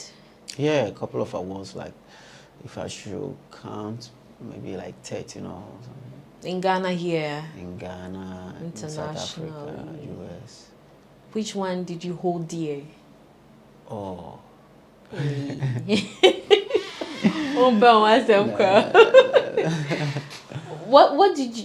do you think you did that merited that? Yeah, putting in the hard work and making sure, pushing whatever product you've put out there. What I do is if I produce for an artist, I make sure I put myself to promote it as well. That's what people don't know, because when the song wins, everybody on the song or anybody that worked on song also, it's a winner. So that's what I do. So my hard working and also, believing in what I'm doing pushed me, to work hard, and God's grace, I got all these awards. When was the last time you won an award? I think 2019. Is it 2020? For 20, okay, let's say 2019. Right, that's Hitmaker. I won the producer. Were you a judge? I was a producer. Okay. So I won the producer, the best hit MTN producer, yeah. And it also came with some cool cash be cry, and I did party, and I enjoyed. And you didn't call me? No. Okay. Has any female artist dared to offer you sex in exchange for beats? No, but yes, as I know, like that's what I say. Juma in his business. But obi a bida. And no, obi a bida. And as obi a crowd, and then they be a young woman over, and the young crowd who young crowd. You understand? So I want that respect and everything to be there. And the way me I carry myself now, be home cry. Even so, I'm going to make country because also, because is here, maybe many months. So you just have to understand and follow the process. What don't you tolerate in your studio? Probably if you come and you meet me the first time and the way we will talk and come and sit down, if you have something to do, maybe you will not even try to, like, I don't know, so it doesn't come. When people come here and smoke, you like it? When they smoke, yeah. That's normal. It's allowed? Yeah, that's to them, but not maybe in the studio, maybe you just go to the back. In the studio. That's what I'm saying. The way you come and say it, nobody will ask you to go out and smoke. You understand? You even feel like it's too clean or it's too hard for you to smoke in such place. Like, so you just have to chalk maybe the corner. There are areas. It's like when you're at the airport. There are some places you can't. You advise that no matter how there's notice that I don't smoke here, you advise yourself that no, here you can't smoke. You started a record label. Yeah. Why did you stop? I've not stopped. Yeah, I'm still working on it. I have projects that are coming out, and I have Lyrical Joe on the record label as well. So. Why did you let Enyo go? Why did I let? I mean, it's a time, and it's season, and it's time. So we got to a time. She feels like, okay, now it's a time to also move into a next step. We can't do it all forever. Are you sure it's because of that? Because you stated in one of your interviews that she breached your contract. And so that's what I'm saying. That's what she feels like. It's time for her to do something else somewhere. And so cool. After she breached the contract? Yeah. What exactly did she breach? What did she do? You know, when you're signing somebody, you sit down, you discuss, you sign, you call people to do the same thing. So when you want to, terminate that contract, I think that's the same process we have to do, right? So that was not the process. I just realized they released a song and all that. But did you reach out to her that she refused to come and do it? Yeah, we talked, but then I felt like it was not necessary. If that's what she wanted to do, she should go. It's time, and I just wish her the best, because there's no way that whatever I've done for you so far to bring you to a certain stage, you go and do what? Bring it back. You have to still what? Keep it up. So in the line of history or whatever you have to say in future, you just have to remember you also passed through some certain stage before you are getting there, that's all. What was your contribution to her career? It's music production, supporting, and shooting videos, everything. Like anything an artist need to be there as an artist. That's a good song, production, features, and pushing and all that. With all that has happened between you and her, do you ever regret signing her? No. Why will I regret? If I regret it, meaning whatever I did for her is waste. So that's what I'm saying. I wish her the best so that she can make it to another step. So on the cross, corners went to me and try because at the time that we try to push that, even if it was not like this, and the little 1% now, the artist career before even say 1% in Erica one, she has to go and make it more. She don't need to reduce the 1% to 0.5% or 0%. You understand? So it has to be more, so that I can also feel proud that this girl contributed 1% in her music career. You must have picked certain lessons with all that has happened with her. What are the lessons that you have drawn from your experience with Eno that you feel going forward you would apply? When you sign an artist, you have to pay certain attention and make sure that it's business has to be even like 99% of it. Because most of the time what we do here is when we sign you, we just become like family, and that's all, brothers and sisters, and we just work. And some other necessary business strategies or stuff that we need to put, we don't, because we feel like, oh, we are family and all that. Moving into your studio from the hallway, I saw a couple of pictures on the wall, and that picture had one particular face all of it. My new girl, Chayuta, but your girl as in your artist. Oh, okay, I see. So I thought that was your wife. Oh, Chayuta is like 17 years old. It doesn't matter. Oh, it matters. If it should be my wife, it should be like 18 and above. Right? I don't know. Because, Yeah, people marry less than that, you know. No. But that's what they say in our community or in our country. They say from 18, that's where you become, you know. What if you groom her to become your wife? That's if you are not married. Yeah. Are you married? But then the age differences won't help. Are you married? No, I'm not. So what if you groom her in becoming No, your no, wife? but I have a girlfriend, so I can't marry her. She's so young.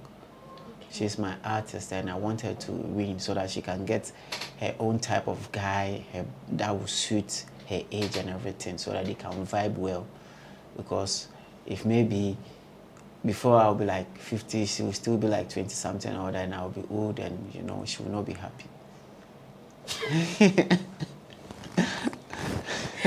So when are you getting married? Very soon, probably this year or next year. Ooh, he's getting married.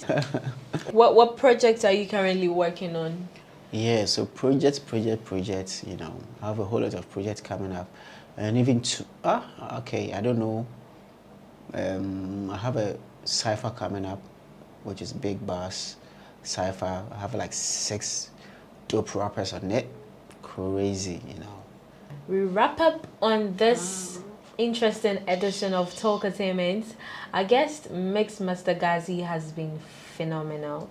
I hope you enjoyed the interview, though. Yeah, we come your way another time with a more interesting one. Till then, stay blessed and stay safe.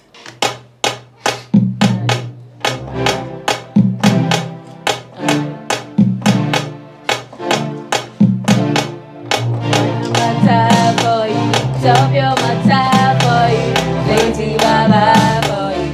Hey.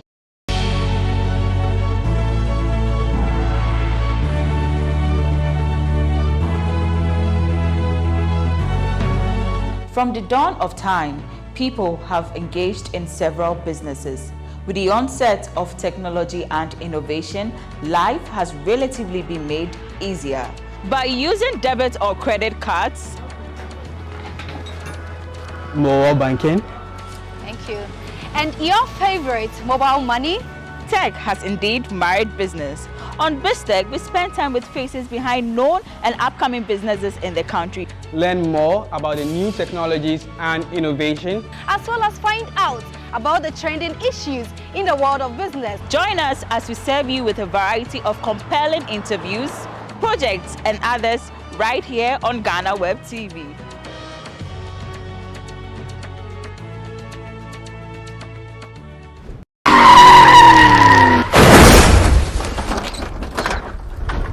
Hi, my name is Nanama McBrown. I'm proud to be part of GhanaWeb Road Safety Campaign. Please, do the right thing. Save a life. Brim.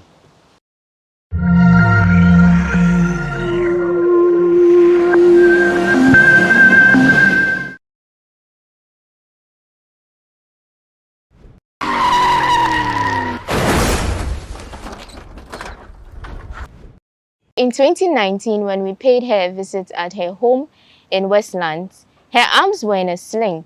She could barely move them around, and she was actually getting ready for a surgery where a metal would be fixed in her arms. Today, it's fixed and she's much better.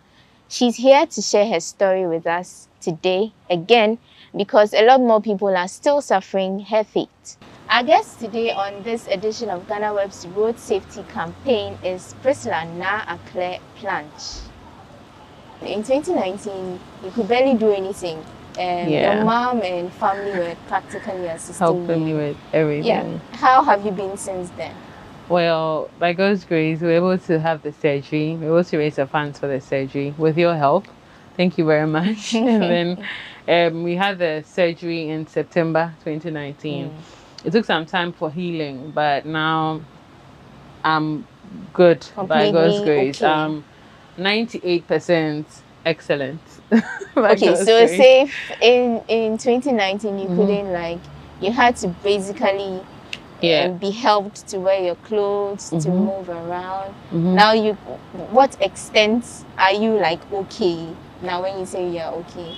So the effects of the incident and the injury made me incapable of using my left hand. So I couldn't use my left. I couldn't do this. I couldn't it was like broken. So it was in a sling and a POP and in a sling. But now, by God's grace, because of the implant, I suffered from radial palsy after the surgery. That means I lost control of my nerves. Okay. But with a lot of physio, now I can do this. But it just left a little for me to do this. But I can use my hand. I cook, I wash. So like 80%, you're okay. Yes.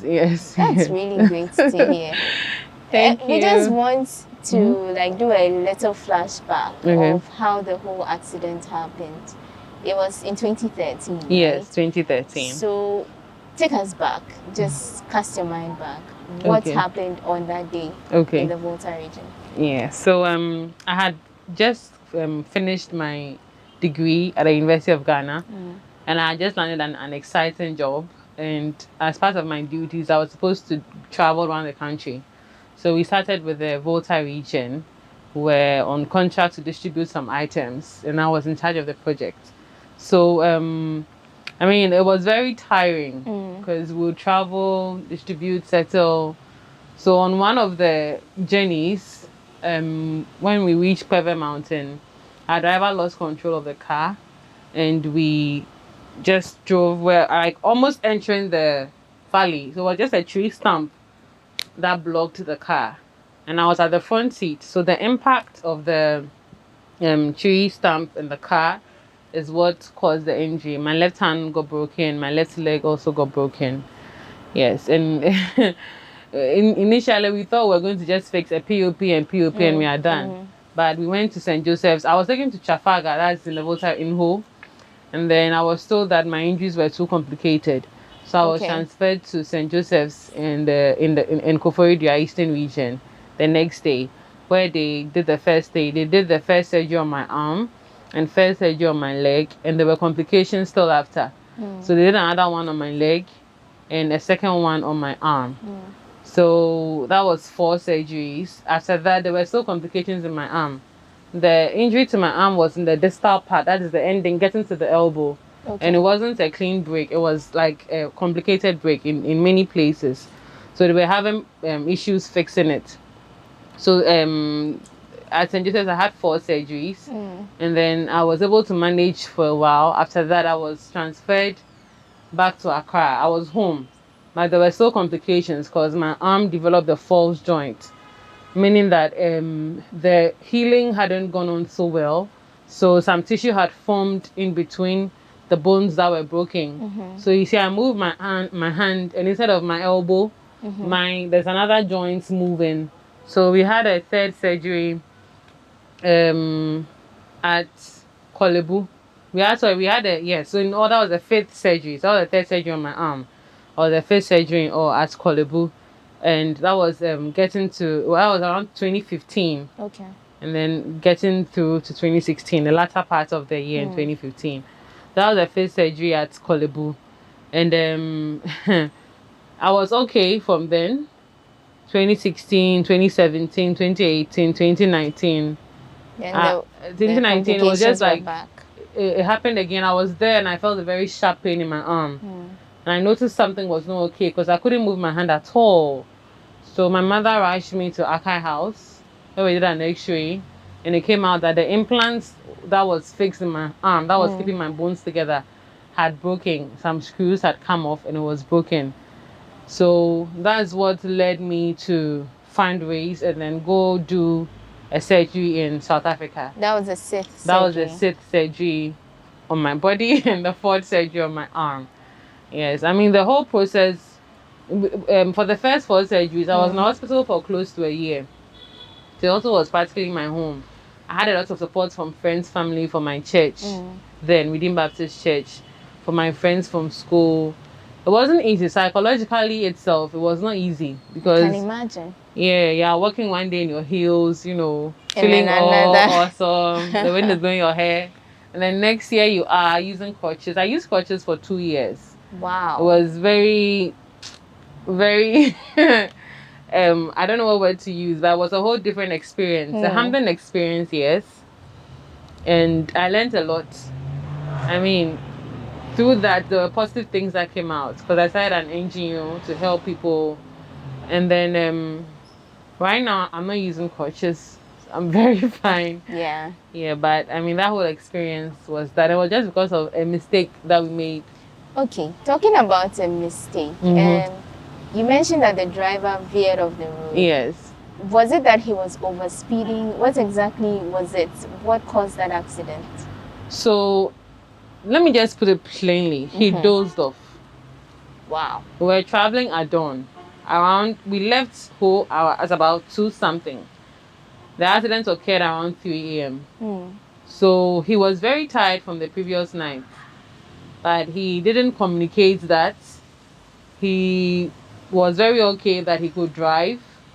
So I'm saying it was a mistake because maybe if we had insisted that, oh, you may be tired, so let's leave later in the morning, maybe some things could have been averted. Yes, averted. But he dozed off. So what happened was, the Cover Mountain meanders is not a straight, so it's like you're climbing like that, like that. So when he was about to come out of the mountain to enter into the township, I think there was a car coming. So the car flashed its lights, so it woke him up. So out of the confusion, he veered off, lost control. And there were things in the car. So the car was a bit heavy. So when he lost control, there was nothing he could do about it. So then the car entered. But you were not sleeping. Honestly, I actually did doze off, to be honest, because I was tired myself and I had been woken up. It was a car full of tired people. I know, right? It was a couple of tired people, and I was awake at the front seat. I think I dozed off just about 2 minutes into the whole thing happening, because when I looked at where I last saw and then where it happened, you could tell it wasn't even 100 meters. It was just like a very short distance. So what was your initial reaction when you saw the car veering off? What was it like in your head? So I didn't see the car veering off. All I saw was, okay, this might sound funny, but you see how in the cartoons there's like slow motion and like things are flying? It was literally like that. I woke up seeing myself in the air, seeing pieces of glasses around me, and then and then I blacked out. So I blacked out, and then I woke up to one of my colleagues screaming, "Jesus, Jesus, Jesus." And I woke up and I was like, what is going on? When I woke up, I didn't know that my hand was broken and my leg was broken. So I woke up and the driver was running up and down, making go for a bow. And I was like, so I was trying to like understand what was happening. You were trying to figure out what was happening. Then I was like, oh, let me try and come up. You see, to me, I had raised my hand, but my hand was still dangling. So I was like, oh, my hand is broken. And the pain didn't come then because I was now realizing what had happened. Then I looked out and realized that if I was trying to come out, but then this is me and this is literally the valley. So if I push myself out, I'm going to roll and I can't even see the end of the valley. And then suddenly, then I still didn't know my leg was broken. Okay. So I actually started panicking. So the first point of call was to Jesus. I just started praying. And I think that is what helped me, because after praying, then I felt a bit calm. Then I see if it wasn't enough, the battery of the car also caught fire. Wow. So here we are trapped, 3 a.m. in the morning. The driver is really confused. Another colleague is injured. The last colleague is just so confused as well. In a zone with no people, nobody is coming to our aid, and our car has caught fire. So I'm like, wow, am I coming to burn here? So I prayed again. The driver then gathered kukudro. Some courage. He gathered some courage. Gathered some courage. And then came, like, the battery was what was catching fire. So he removed the plugs and carried the battery out. So that stopped the fire. And then shortly after that, I mean, I had no measure of time then, but I know that shortly after that, a Kufuor bus with traders that was heading to Who got to the scene. Okay. And then people came. So in carrying me out, that was when I noticed that my leg was, my left thigh was broken, because they tried moving me and then it wasn't going at all. So how did you eventually come out of the car? They carried me out. kind of about 3 or 4 men. The whole thing as it was happening, it felt like a dream. They carried me out, and then there was no ambulance. So it was a police car. So you can imagine your hand is broken, your leg is broken, and any little movement is unbearable pain. Yeah. And they put you behind the back seat of a pickup, which is moving in an area with the worst roads that you could ever imagine. And you don't have a choice. So was anybody else in the car hurt? Was yes. the driver hurt? No. The driver wasn't hurt? No, not at all. No, he wasn't, not a scratch.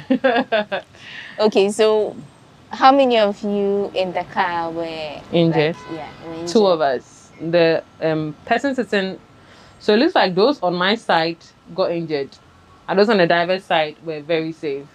So the guy behind me also had, I think the impact was so strong that after me it hit him. So his left leg also got, I think, really injured. His was an open cut. His left leg was really injured. And he was trapped in the car when it happened. So they had to bring some things to cut him out.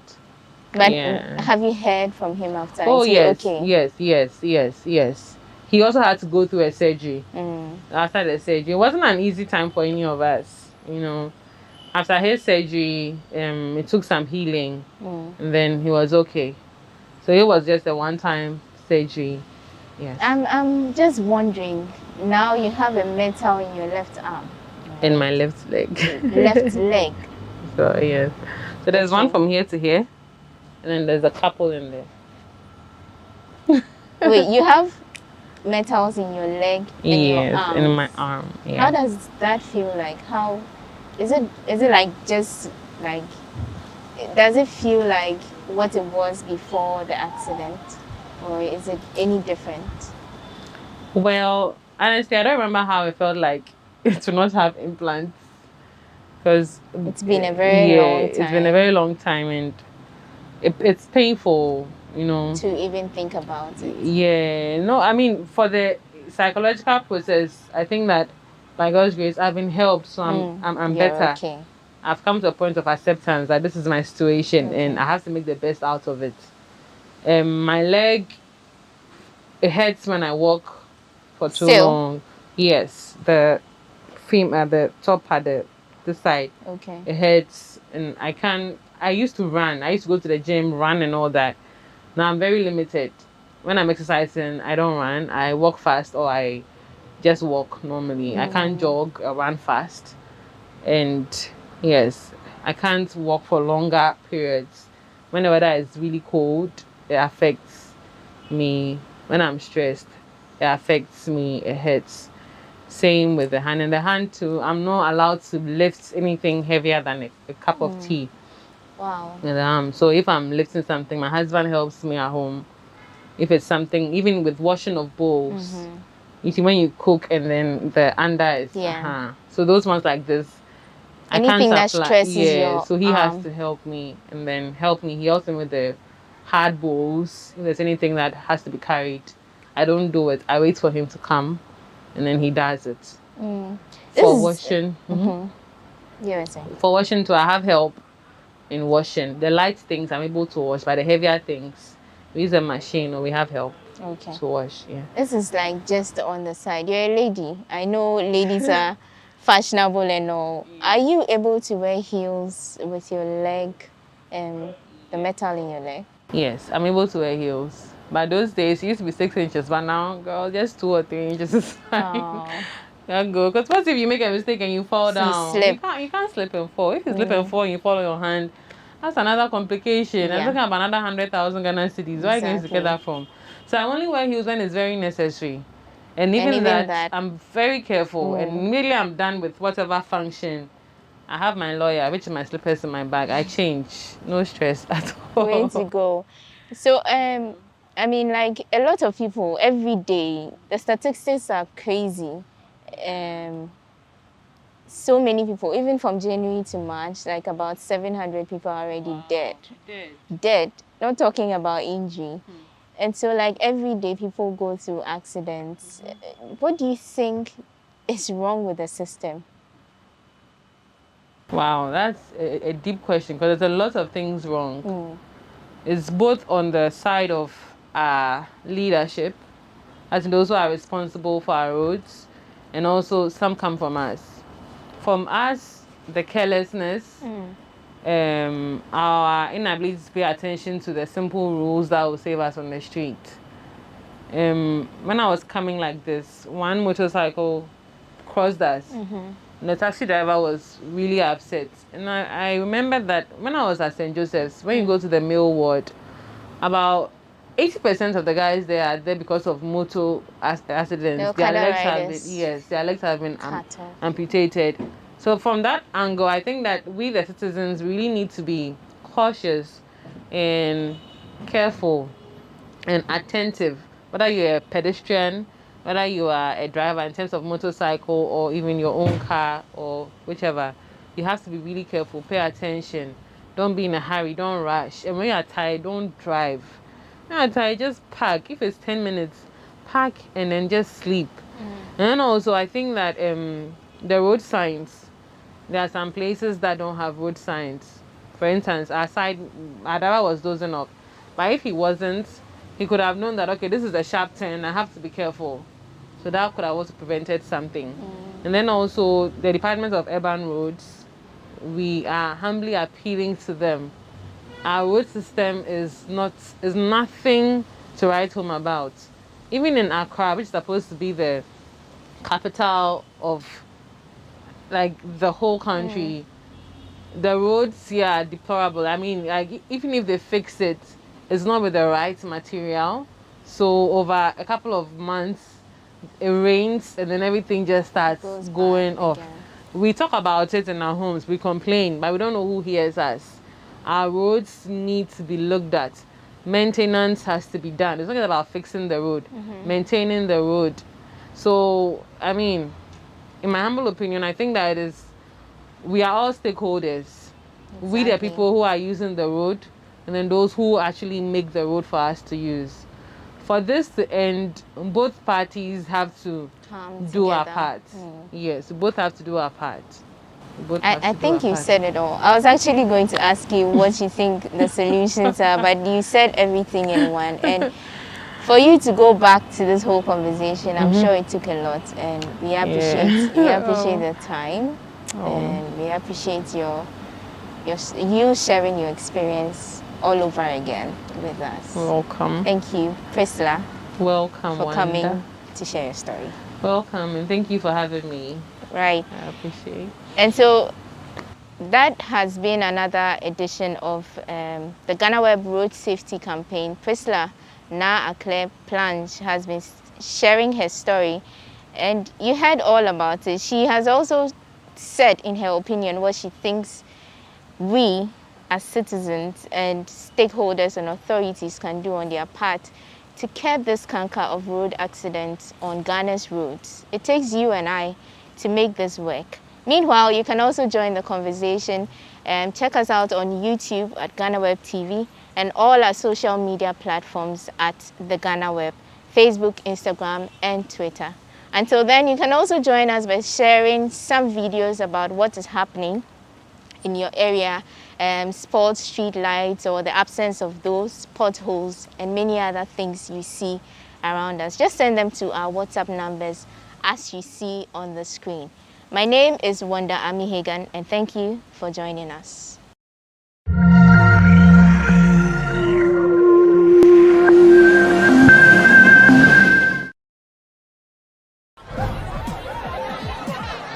Powers and principalities. There's so much fire inside me. Tragedy struck when part of the largest hillside at the kosher rubbish dump collapsed. It's going to be fun to see how he goes about approaching this game.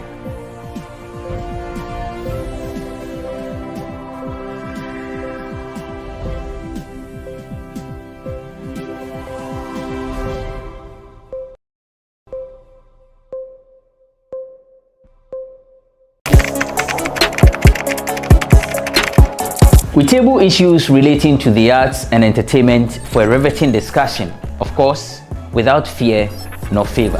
The question the presenter asked them was a dumb question. You need to speak the part and move. Varied views. We agree to disagree. So I would disagree with everything you said. I think that he's a smart guy.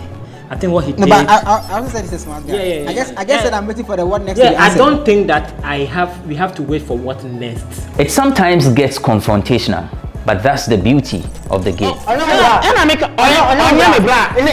you deny funny face. It's not my brother. Today you deny funny face. I don't know him. You don't know funny face. It's not my brother. You don't know funny face. It's a package. We meet, we sit, we dialogue, we learn, we progress. My name is Benefo Abrantepa, a proud blogger, and this is my forum.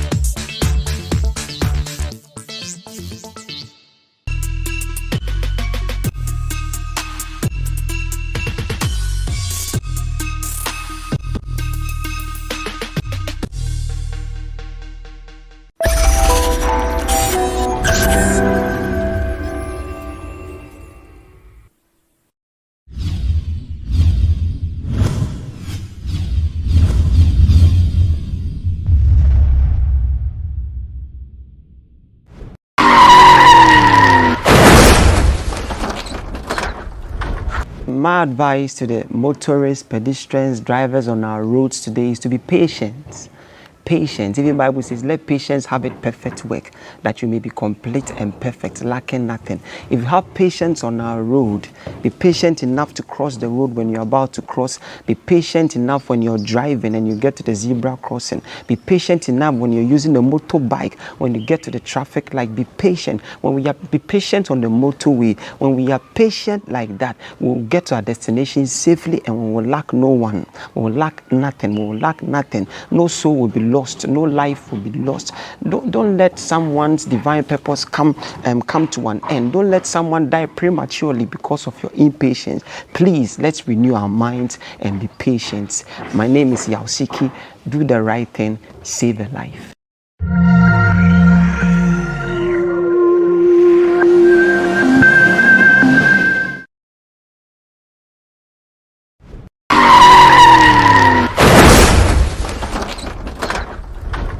More than 2,000 people die every year from road accidents in Ghana. Apart from these 2,000 people that die, another close to 15,000 are left with injuries. Some they can't walk ever again. Some they can't handle anything with their hands. They have their hands cut off due to accidents. And these accidents are caused mainly by bad roads, carelessness on the part of drivers. You and I being careless on our roads leads to so many deaths, so many fatalities. It's about time we make road safety part of our daily livelihoods. The practice of road safety, abiding by the rules and regulations, and also allowing the police to enforce their laws. Police, enforce your laws wholeheartedly without bending the rules to suit Tom, Dick, or Harry.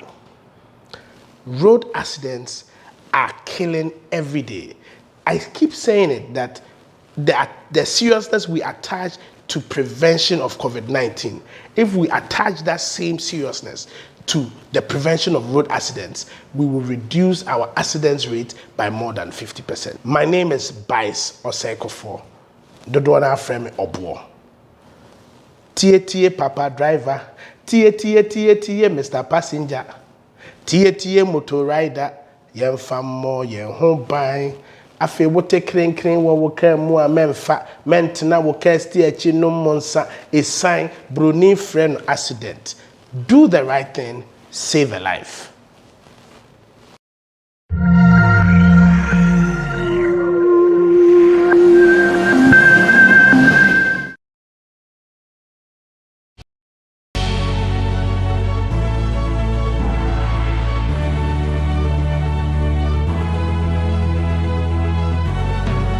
From the dawn of time, people have engaged in several businesses.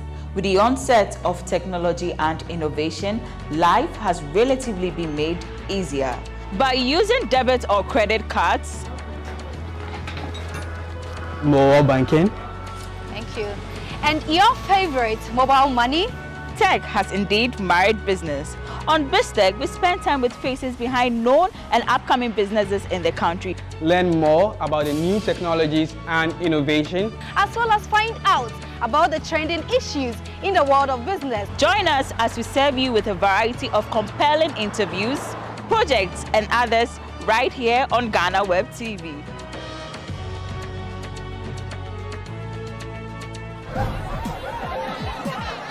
Powers and principalities. There's so much fire inside me. Tragedy struck when part of the largest hillside at the kosher rubbish dump collapsed. It's going to be fun to see how he goes about approaching this game.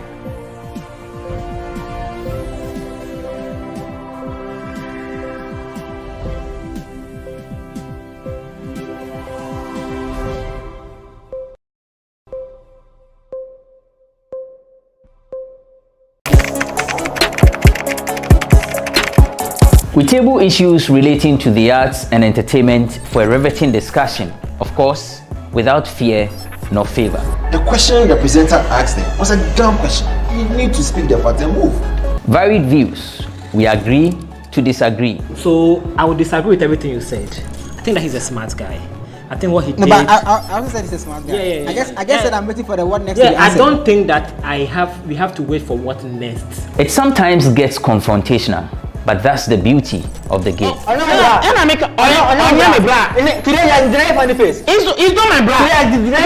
I don't know him. You don't know funny face. It's not my brother. You don't know funny face. It's a package. We meet, we sit, we dialogue, we learn, we progress. My name is Bunsu Eco Pack, a proud blogger, and this is my forum.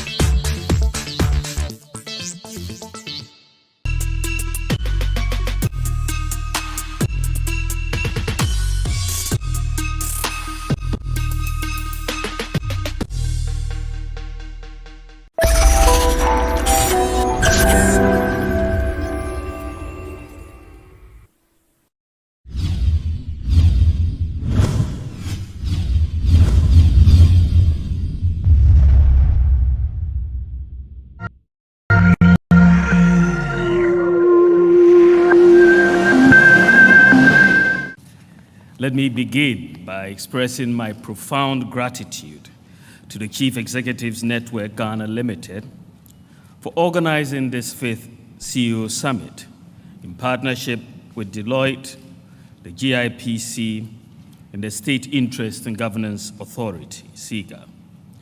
I wish to also thank the organizers for extending an invitation to me to deliver the keynote speech on the theme, Digital Transformation, Powering Business and Government Reset for a Post-Pandemic Economic Resilience, a private sector dialogue. Indeed, the organizers could not have chosen a more suitable theme for this summit for this year, 2021. Putting the spotlight on how digital transformation can unlock Ghana's economic potential in the midst of the COVID-19 pandemic is a worthy conversation to have now. Let me further express my appreciation to the Chief Executives Network Ghana Limited and other sponsors for organizing this annual event for the past 6 years, with the objective of continuing to provide a platform to give business leaders and policymakers the opportunity to engage on issues affecting businesses and the economy, digital transformation. Ladies and gentlemen, building a resilient economy has been the focus of Nana Addo Dankwa Akufo-Addo's government since January 2017, when we first came into office. When we came into office, we immediately set ourselves to work. In the area of technology, I invited a number of companies, including fintechs and startups, to join me to Silicon Valley. We engaged a number of IT solutions companies, experimenting with innovative ideas, doing research into different areas of applications from agriculture to medicine, in the delivery of financial services, and in machine learning or artificial intelligence.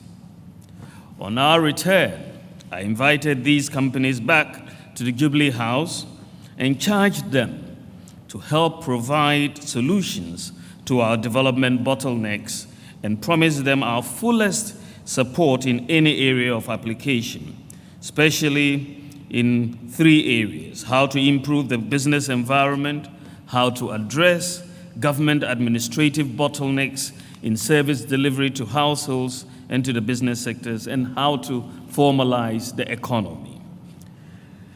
In 2020, the COVID-19 pandemic raged the world and severely affected all aspects of our lives. The pandemic undoubtedly affected businesses and economies globally, leading to immeasurable losses in various sectors. Key drivers of economic growth suffered. Business slowdown and disruptions in global supply chains and trade threatened financial markets and the financial system as a whole. The reverse multiplier effects and the imperatives to save lives put public finances at risk. Many governments prioritized lives over the economy. Soon, not only were we confronted with the challenge of social disruptions, but also the challenge of saving the economy so that we can continue to provide needed savings to households and businesses. A large number of businesses were forced to shut down totally, and others had to operate significantly reduced capacities. Ghanaian businesses were also significantly affected in diverse ways, creating high levels of uncertainty and a plunge in business confidence.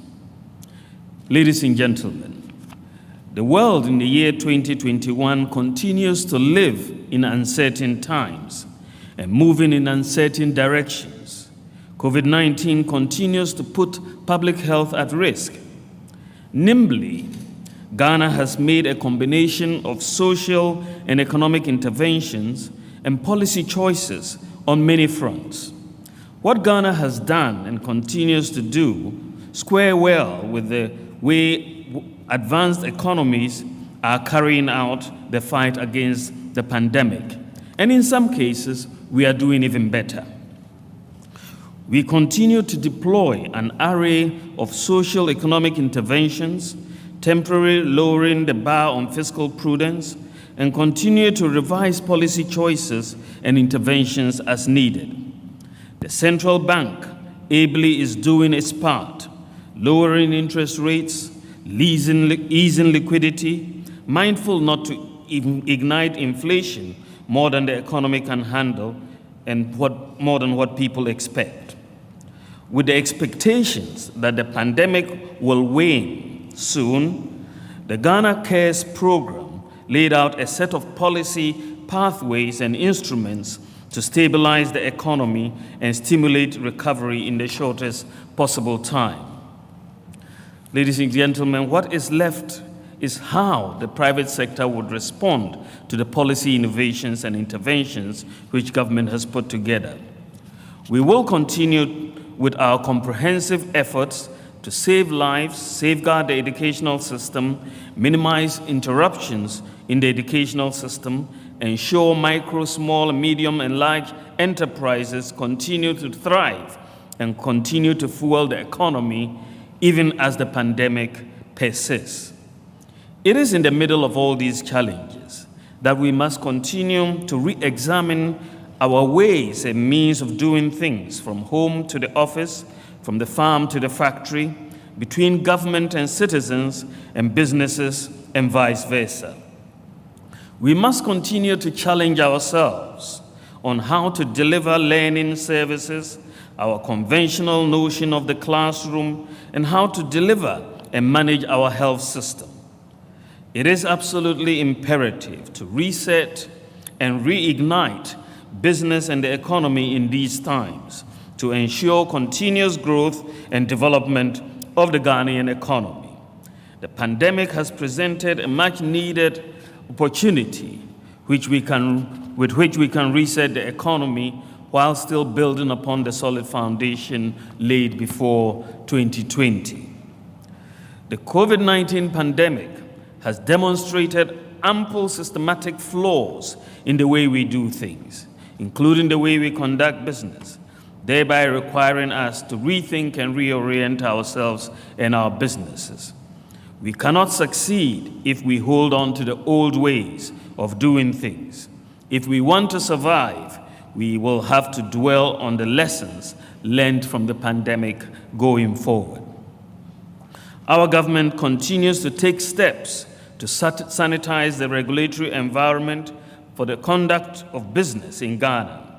Our efforts at digitization, by working towards a cash-light economy, providing a framework for electronic incorporation and regulation of business entities under the new Companies Act and e-procurement, to mention a few, are all aimed at making it easier to conduct business in Ghana. I appreciate the fact that we can do more, and this is in this regard, I wish to extend a warm invitation to the business community to engage us on measures they will want the government to put in place to make it easier for them to do business. It is essential to mention that in our bid to reset business and the economy, digitization has an enormous role to play. One of the lessons the pandemic has taught us is that digitization is the future, a future that perhaps started yesterday. Businesses will by necessity have to integrate appropriate digital technologies in their operations and service delivery in order to increase productivity and output. Distinguished ladies and gentlemen, one of the biggest issues that has confronted our economy and many African economies has been the highly informal nature, along with the manual, bureaucratic, and cumbersome processes involved in the delivery of government services. All of that increases the cost of doing business. We had a situation where over 90% of the population had no unique identity. There was no working address system. Over 70% of the eligible population had no bank accounts. Most transactions were cash-based. And less than 10% of the population had tax identification numbers. Clearing goods at the port was a nightmare. Obtaining driver's licenses, passports, or renewing your NHIS card were very problematic. Purchasing electricity units for your meter was a problem. Birth certificates and obtaining birth certificates and manual court processes and so on were inefficient and costly. And so this situation resulted in a difficulty in solving crimes, in higher interest rates at banks, delays in obtaining government services, lower government revenue, and so on. While this set of facts has long been recognized, no government has taken a systematic and concerted effort to address it. We just, over the years, lived with the problem rather than try to solve it. At the time, after I left the Bank of Ghana in 2009, beginning of 2009, of course, having just lost an election, I left the Bank of Ghana and then went out as a visiting scholar to Oxford University, where I wrote a book on monetary policy and financial sector reform in Africa. That period gave me a lot of time for reflection on what we had done since independence, and the book chronicles monetary policy and economic policy from independence through to 2008, basically. And I looked at the effectiveness of all that we were doing, particularly the question that kept coming back to mind was, what are we doing? How come the interest rates that we want to decline are not declining? For the most part, monetary policy would bring down the monetary policy rate, will bring down the interest rates, but lending rates remain stubbornly high. And one needed to really get to the bottom of this. Why are all these inefficient processes in the bureaucracy and so on taking place? It became obvious as I reached at the conclusion of that book that just getting the macro economy right was not sufficient. Getting inflation down was not sufficient. Getting exchange rates stable was not sufficient. There were certain micro foundations or systems that need to be in place for our economy to be able to deliver the low interest rates that will drive business and economic activity. But for the longest time, as we interacted with the IMF, the World Bank, and so on, you realize that nobody is going to come and tell you that these micro foundations, you have to put them in place. Nobody would tell you that if you don't put in a digital address system, we will not give you a loan. Or if you don't have a national ID, we'll make it a condition. So there were all these things which I refer to as the unwritten rules of the game. Because if you are in a game, you must understand the rules. If you don't understand the rules and you are playing, you will keep losing the game. But some of these rules are not written in our economic textbooks. They are unwritten rules, but you know that if you are an economy and you don't have a working address system, you're not going to go very far. If you cannot uniquely identify the population in your country, you are not going to go very far as an economy. You can have exchange rate stability and lower fiscal deficits and so on, but you are going to be just operating in a low-level equilibrium. You will not move up to a higher level. And moving up to the higher level is what we want to do. Now, if you look at the trajectory, therefore, that we decided to take, the government of Nana Addo Dankwa Akufo-Addo made the strategic decision to address these chronic problems by digitizing the Ghanaian economy and government services. The overarching objective of this digital drive is to formalize the economy, increase government revenue, fight corruption, and ultimately provide public services to citizens more efficiently and more conveniently. Digitization essentially removes the human interface. And if you look at the problems we had, whether it's at the passport office or the driver's license office or the ports or the births and deaths registry or the Ghana GRA Revenue Authority, all these interfaces, all the problems we were having in these different areas was because of the human interface. And as they say, nipa ye bad. The human interface, you will encounter corruption immediately because the systems were very bureaucratic and manual. And so we decided to digitize. And so we needed to put certain pillars in place. Issue national ID cards to all Ghanaians, implement a functional address system, provide bank accounts to the bankable, those people who are eligible for bank accounts, implement mobile money interoperability, digitize the provision of government services, and so on. I'm very happy to note that we've made tremendous progress on all these fronts, and Ghana is clearly on its way to become one of the most digitized economies in Africa within the next 2 years.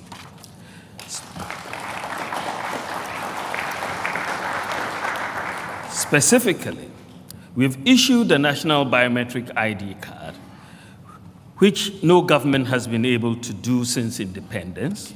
So far, we have 15.5 million people who have been enrolled, and we expect that this process for the above 15 years demographic, those above 15 years of age, that process will be completed this year.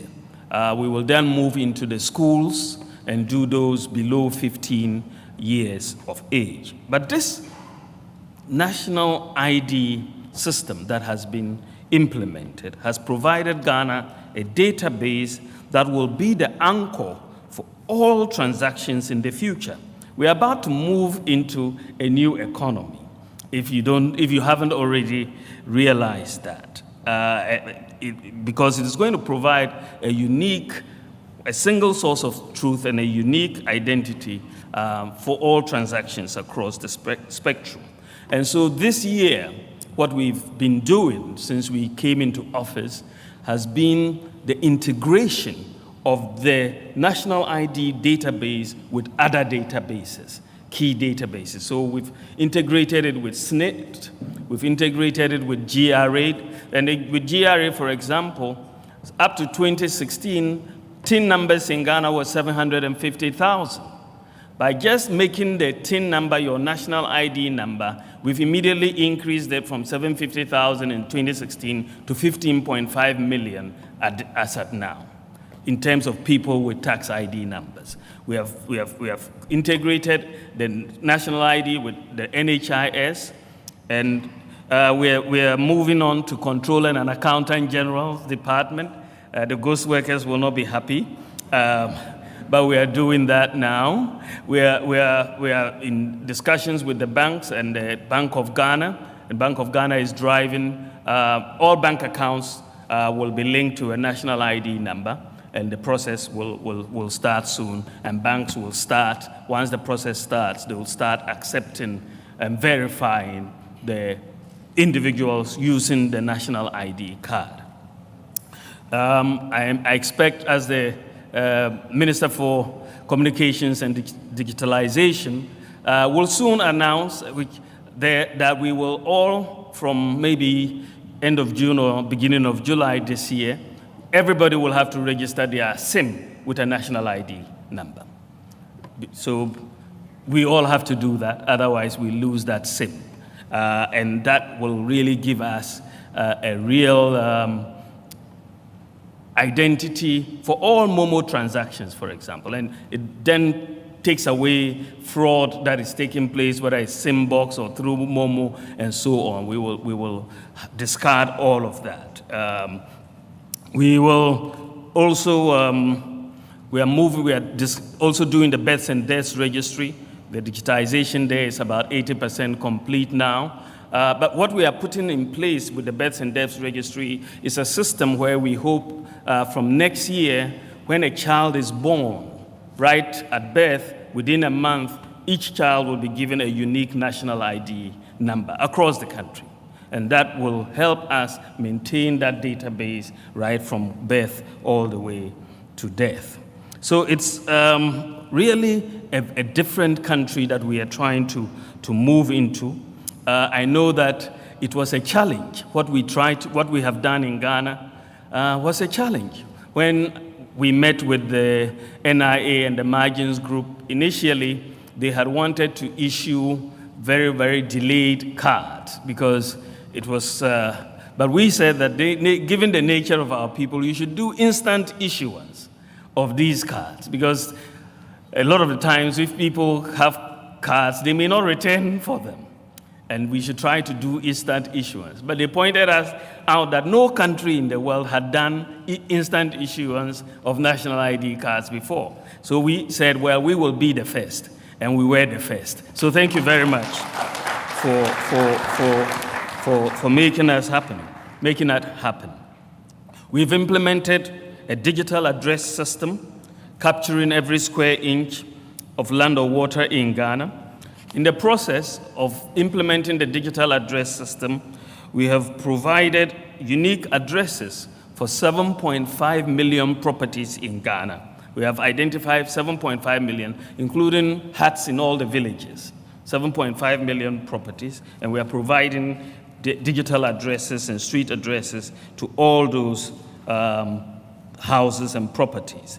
The Land Use and Spatial Planning Authority has provided street names and house numbers for every unnamed street, and we are affixing address plates for every property, and we will continue to do that. There are 7.5 million. The first phase will deal with 4 million properties, and the next phase will deal with 3.5 million properties. We've already begun discussions, and they are going very well with Google, and if all goes well, they will incorporate Ghana's property address system into Google Maps, and we will move from there. This is the first time since independence that Ghana will have a complete property address system. And for businesses, nobody really needs to tell you the implications, the impact of having a unique property addressing system in the country. You just think about it, whether it's America or the UK or Germany, if today the address systems disappear, just the address systems, those economies will collapse, just like that.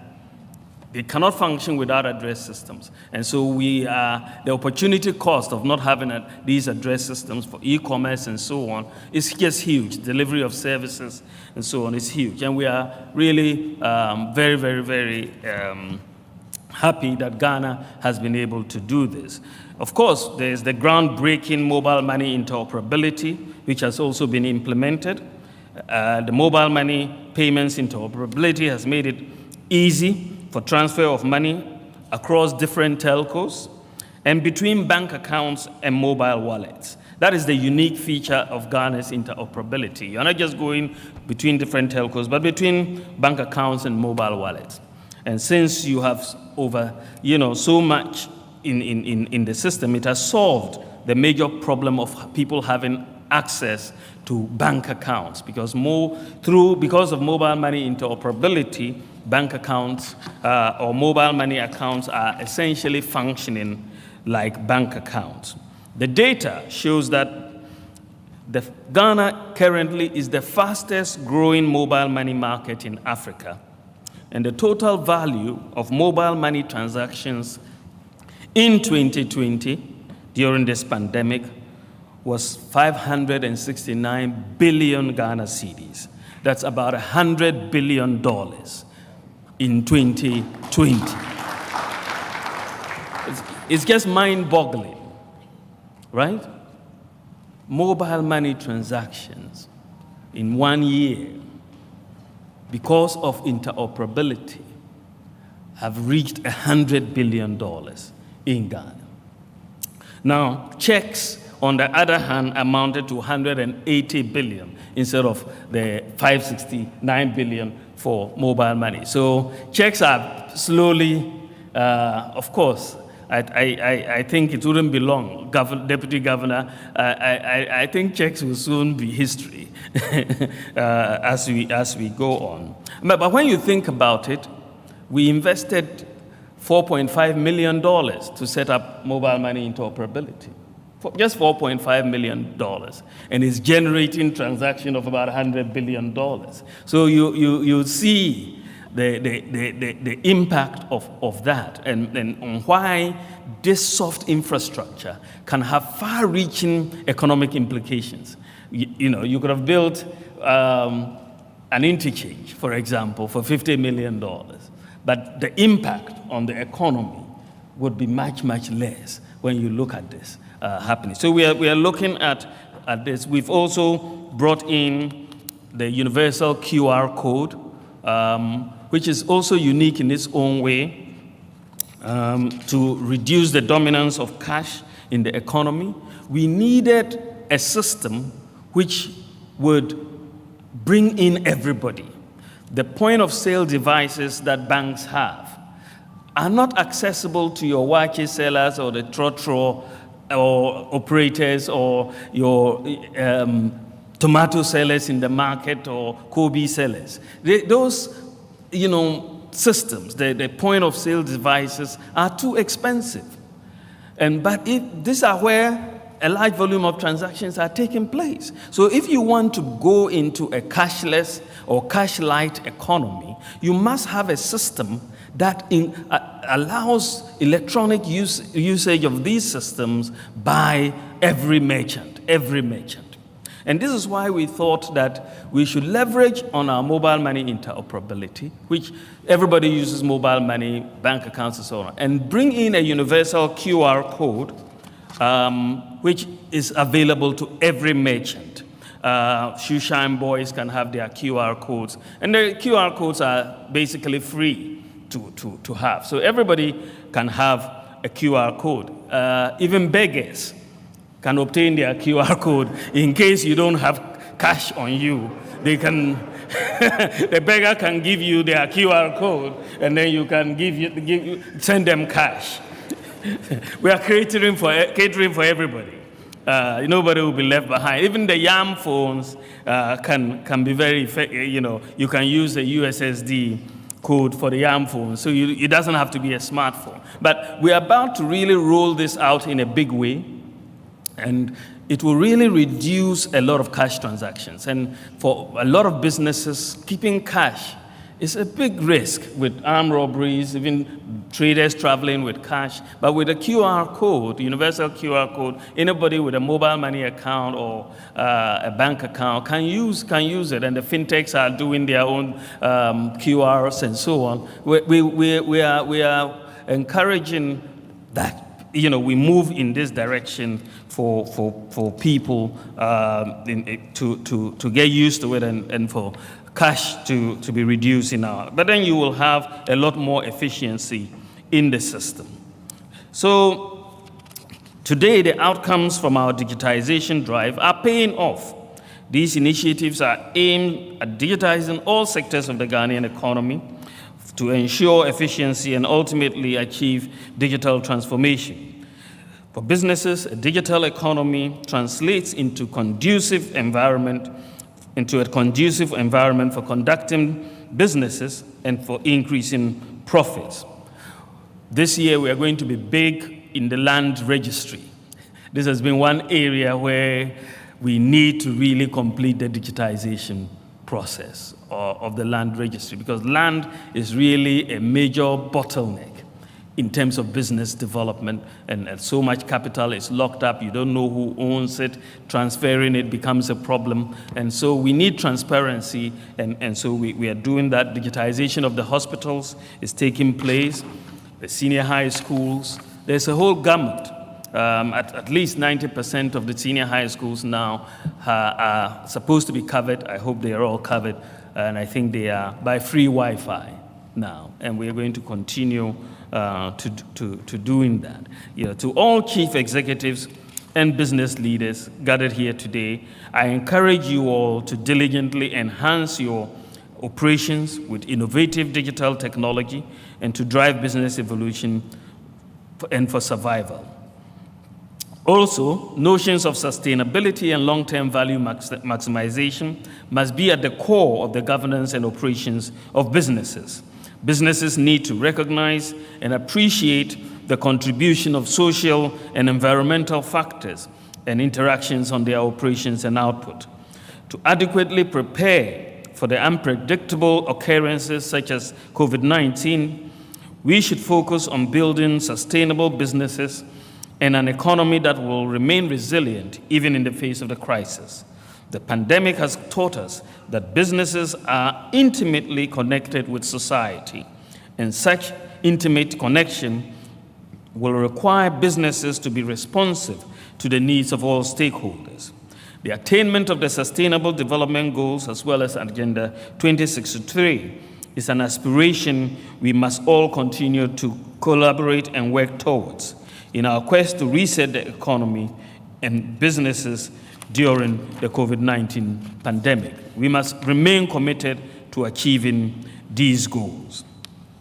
I will take this opportunity to charge all decision makers of businesses gathered here today to take advantage of this summit to forge key partnerships that will constitute a formidable force in our bid to reset businesses and the economy. The fight is against a common enemy and not against each other.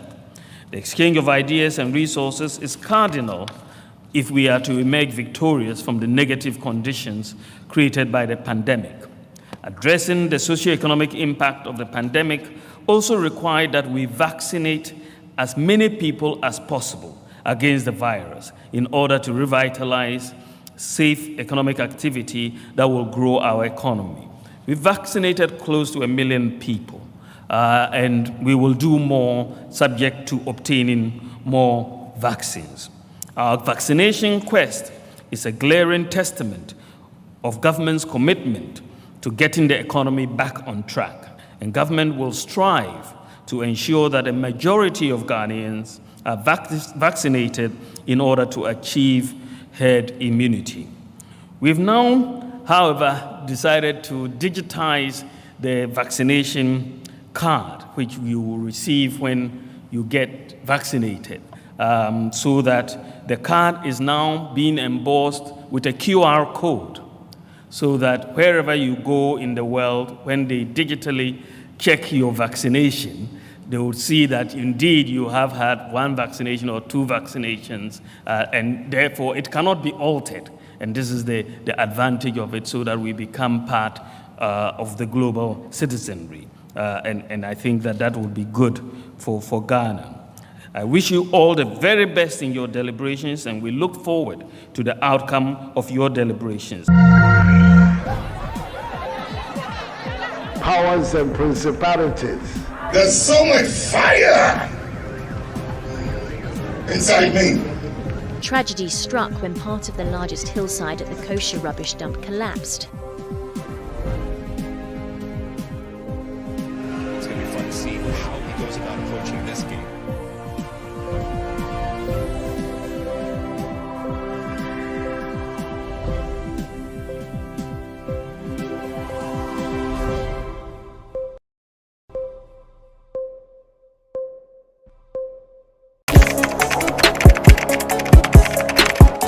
We table issues relating to the arts and entertainment for a riveting discussion, of course, without fear nor favor. The question the presenter asked them was a dumb question. You need to speak the fact and move. Varied views. We agree to disagree. So I would disagree with everything you said. I think that he's a smart guy. I think what he did. No, but I also said he's a smart guy. Yeah. I guess said I'm waiting for the what next. Yeah, I don't think that we have to wait for what next. It sometimes gets confrontational, but that's the beauty of the game. Today you funny face. It's not my brother. Funny face. I don't know him. You don't know funny face. It's not my brother. You don't know funny face. It's a package.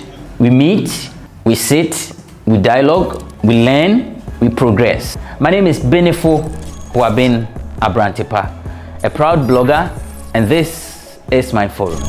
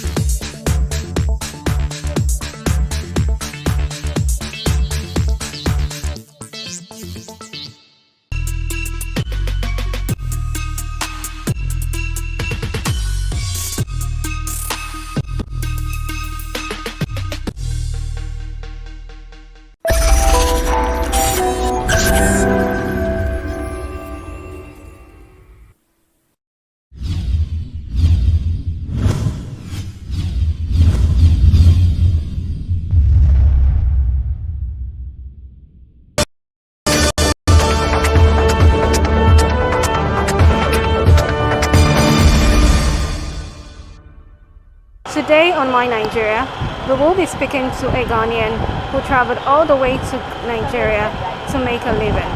Stick with me as we unfold his story. Welcome to My Nigeria. Thank you. Okay, I'd like you to start by telling me your name. My name is Philip Watson. Where in Ghana are you from? I'm from eastern parts of Ghana, called Enyinam. Why did you move to Nigeria? Okay, somewhere in 1992, my father was in Nigeria, so he's the one who came to pick me to Nigeria. My father is a baker. During that time, who would bake bread at a place called Alagbado. So he took me there to learn how to bake. So I started baking bread since 1992. When your father told you that he was taking you to Nigeria, were you afraid because of the rumors and things you were hearing? No, I'm not afraid that time because my father was there that time. And so far as I'm traveling with my father, and that time I was young. So far as I'm traveling with my father, there's nothing like fear. But when I reached there, I saw many things that is not easy. It's not easy because there is fire in Nigeria. So I see the difference between Nigeria and then my country, Ghana. Okay, so how old were you when you went to Nigeria? I was 22 years when my father took me there. I have many friends during that time. I have friends of Yoruba, and friends of Igbo. I have many friends because of the work I'm doing at bakery. Yes, because that time I became a baker, so I have many friends during that time. I'd like you to tell me your worst experience so far in Nigeria. I remember 1998 when Abiola died. I took my bread to market called Ojota. So when I'm coming back, the Yoruba people, they say it be the Hausa people kill Abiola. So then that time they are killing Hausa people in Lagos. So when I'm coming at Agege, the Yoruba people attack me. They ask me, whom am I? Are you Hausa? I said, no, I be Ghanaian. They say, no way. So they started touching me, beat me. They nearly to kill me. But I saw some old men, like 65 years, two men along the roadside. They called me, asked me, where am I coming from? I say, I went to Ojota to sell my bread. They say, I know, say Abiola died and they are killing people. How can I walk? How can't I stay there till the thing will go down before I'll come back to Alagbado? I say, I don't know. So they asked me, I be Ghana. I say, yes. They asked me, you be Ashanti Kotoko? I say, yes, I be Ashanti Kotoko. Before they beg those boys to leave me. And this my mic. This my mic way they here. That mic saved me well because those women along the road, they beg the boys, say, leave the boy, you don't see this mark for in face. They resemble Ghana. It be Ghana. Leave her before the boys leave me. So that time, it's my worst experience I seen in Nigeria. They nearly killed me during Abiola died in 1998. Okay, that must be a very terrible experience for you. Yes. Okay. So how did you recover from that? How did you recover? Okay, the old men that I mentioned, that they are the one who called one soldier man who want to pass within your own private car. So they call the man and they explain everything to the man, say, this is Ghana man, and they want to kill him. So they beg the soldier man to pick me to my junction called Salolo bus stop. And the soldier man agreed. So he took me to my junction there. Then I entered my house. The time I was in Nigeria, I tried to, because the work I'm doing is very good. I used to get money, so I tried to buy a car. But I get some, what am I going to call this? Thieves. I get some two Ghana boys. They are the one who thief my money. We run away. So the plan where I planned that I'll buy my car. I didn't buy the car again. Okay, Mr. Philip, given the chance, what would you take back, or what would you do over and over again? If you were given a chance to go back to Nigeria and change anything, what would that be? To be frank, I don't want to go back to Nigeria again because I suffer too much. Because that bread business, again one time, the Lagos State governor called, I don't know whether Tunubu or that the man scattered Ghanaians business in Nigeria. Because of that, I don't want to go back to Nigeria again. Yes, I don't want to go back to Nigeria because I suffer. I used to bake bread and I used to bake many bags and I have many customers. And that time I have my wife with me If I bake the bread in the morning, my wife will count the bread for the customers. Some use a car to come and carry the bread, go market. So that time, bakery sweet that time. Because that time I used to get money. Many customers. Those people, those who come to take like 20 loaves, 30 loaves, 50 loaves of bread, and some carry 300 loaves. So sometimes I bake like 20 bags, 15 bags at my bakery. So that time I enjoy my bakery too much. Yeah. Okay, so how did it collapse? Tell me. That's Tinubu, Lagos State Governor. He's the one make me collapse in Lagos, because that time if my customers take bread to market, they say if it's in Ghana here, I'll say abaye. That's abaye. I forget their name over there. They capture them, carry all the bread that my customer take to market. Then they collect all the bread from their hand. Because of that, I can't have debt, heavy one. That's why I collapsed. Then I came back to Ghana. Are you married? Yes, I'm a married man. Okay. So, did you get married in Ghana or you got married in Nigeria? I married in Nigeria. I born 2 children in Nigeria. I came back with them. So they are with me here now. My favorite Nigerian dish called amala. Amala with the okra soup. That's my favorite. Okay, so do you know how to cook it? Oh yeah, I know how to cook it, because then that time my wife know how to cook that too, so she teach me how to do it. Okay, so do you speak any Nigerian language?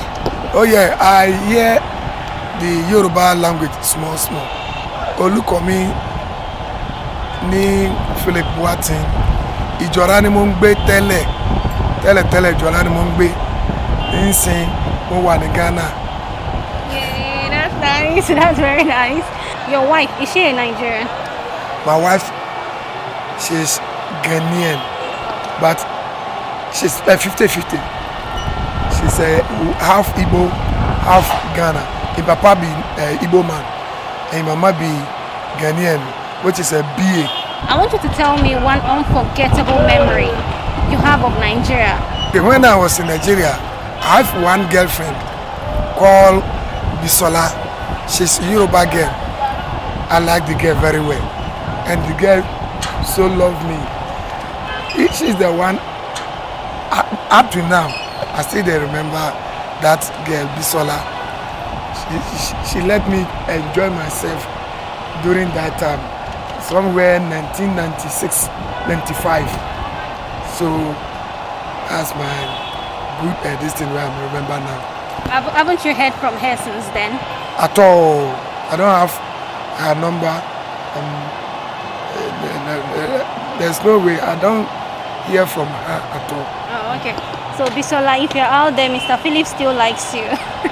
Yes, Bisola. If you hear my voice or if you see me, I still remember you. But you're married though. Yes, but I still remember Bisola because she told me she born on Saturday. So she asked me if they born woman on Saturday, which name I've been Ghanaian give to the baby girl. I told her Amma. So she liked me to call her Amma. So anytime I used to call her Amma Bisola, and she was happy that time. Yeah. Since you came to Ghana, how has it been like for you? In business-wise, family-wise, how has it been like for you? You know, say I've already tell you that there is no place sweet like home. When I'm in Ghana here, you know, say no matter how, there is peace in Ghana more than Nigeria. Even Nigerian people, they will say this word that I'm saying. Ghana street. So since I came back to Ghana, I'm doing some small business, but I have peace. And there's nothing can change my mind to go back to Nigeria again. In Ghana, yes, Ghana is okay for me because this is my country and my family is here. My wife, I take them with my children, they are with me here. So because of my business will collapse on Nigeria, I don't want to remember that journey again. I love all the Nigerians. I love them because no matter how, when I was in Nigeria, 12 good years, not a small journey, but they take care of me. I won't die in Nigeria, so I thank everybody there. I thank everybody in Nigeria. Thank you very much, Thank Mr. you. Philip. Thank you. You've heard Mr. Philip's story of how he traveled to Nigeria to make a living and how he is back home to Ghana. Even though he has not been able to start his bakery business over again, he is confident and he is thankful that he is alive today. Until next time we come your way, my name is Beatrice Soa, reporting for My Nigeria TV.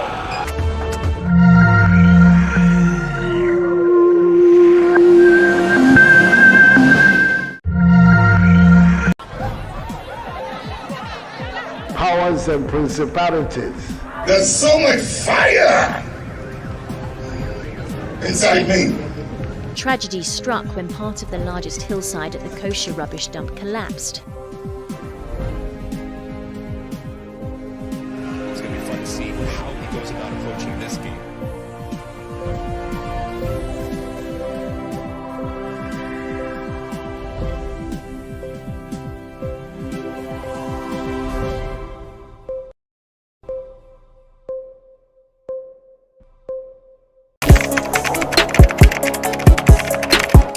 We table issues relating to the arts and entertainment for a riveting discussion, of course, without fear nor favor.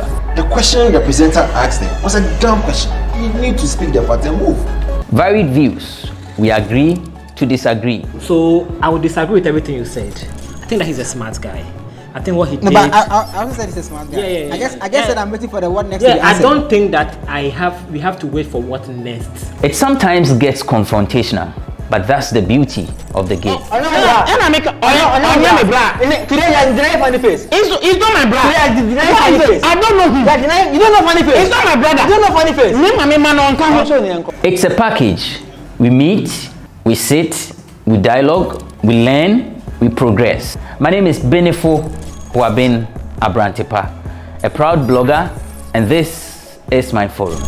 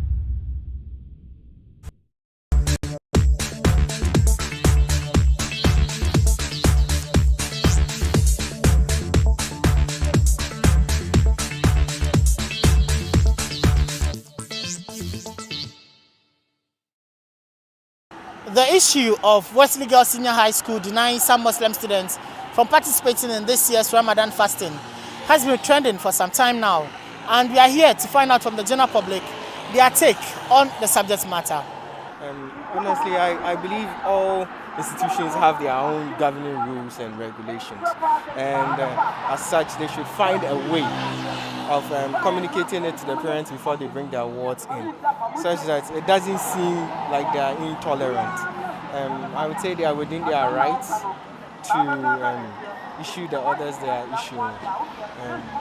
They should find a way to mitigate the situation so that going forward they wouldn't feel or it wouldn't seem as if the whole institution is intolerant towards other religions. When the awards are coming in, they come with their parents. During the orientation, they could make time and explain to the parents that as an institution, these are some of the things we permit and some of the things we do not permit. If herein and now you feel it's going to be a problem for you, you could come discuss with us so that we can find an amicable solution going forward, so that we don't get to the point where parents are demanding and the school is also insisting that its rights be upheld. There is freedom of religion, so everybody has the right to belong to any religion he or she wants to. So if it's time for their fasting, I don't think they should be denied that right. It might result to what's going on in Nigeria, like the Boko Haram against the Christians. It will bring a lot of tension in the country. So I don't think that should. I think Ghana here, we've been given the freedom to worship whatever deity we want to worship. So if that freedom is there, I don't think we should bring any kind of policy that will limit people from worshiping wherever they want to worship. Yeah. I'm looking at what the Wesley Girls people are doing. Yeah, it's not right. So if you happen to go to any Muslim school, any school that is primarily Islamic, and then they happen to also limit the Christians, I mean, what are you going to say about that? But from what they are doing, it looks like if they also do it in the Muslim school, it's right. But that should not be. I don't think it's right, despite their Christian schools, because it's just a school where everybody is supposed to get education, assuming they are the only schools in Ghana. So it's not right. You cannot impose your religion on someone. So it's just freedom. Sometimes they make it look like, yes, I'm a Christian, but they make it look like when you're Christian, and the other it's not the best. Like, that's what they want to. If maybe we were in an Arabic country, it's just Muslims, it's fine, but traditionalists, everyone is here. That's the person's religion. Like, and if you are not making the person fast, you are restricting the person. Yes, if you are a Christian, I'm sure they go for Ash Wednesday. So this is also their season. So they should just allow them. We are all one, and they shouldn't be discriminating. Yeah, we are all from different backgrounds. We have different religions. Yeah, so everybody is supposed to express or show the religion he or she is from. So they shouldn't deny us. And it's against the law too, if you check. Yeah, it's like they are not allowing them to have their rights as Ghanaians. Me like this, I'm a Christian. I'm a full Christian, but I don't know why some of them are like that. Maybe they think their God is the only way to heaven. But you know, everybody has a different belief, so you can't stand on one's belief. You heard the public's view on the subject matter. The school was very harsh in their decision. Reporting for GhanaWeb TV, my name is Amos. Powers and principalities. There's so much fire inside me. Tragedy struck when part of the largest hillside at the kosher rubbish dump collapsed. It's going to be fun to see how he goes about approaching this game.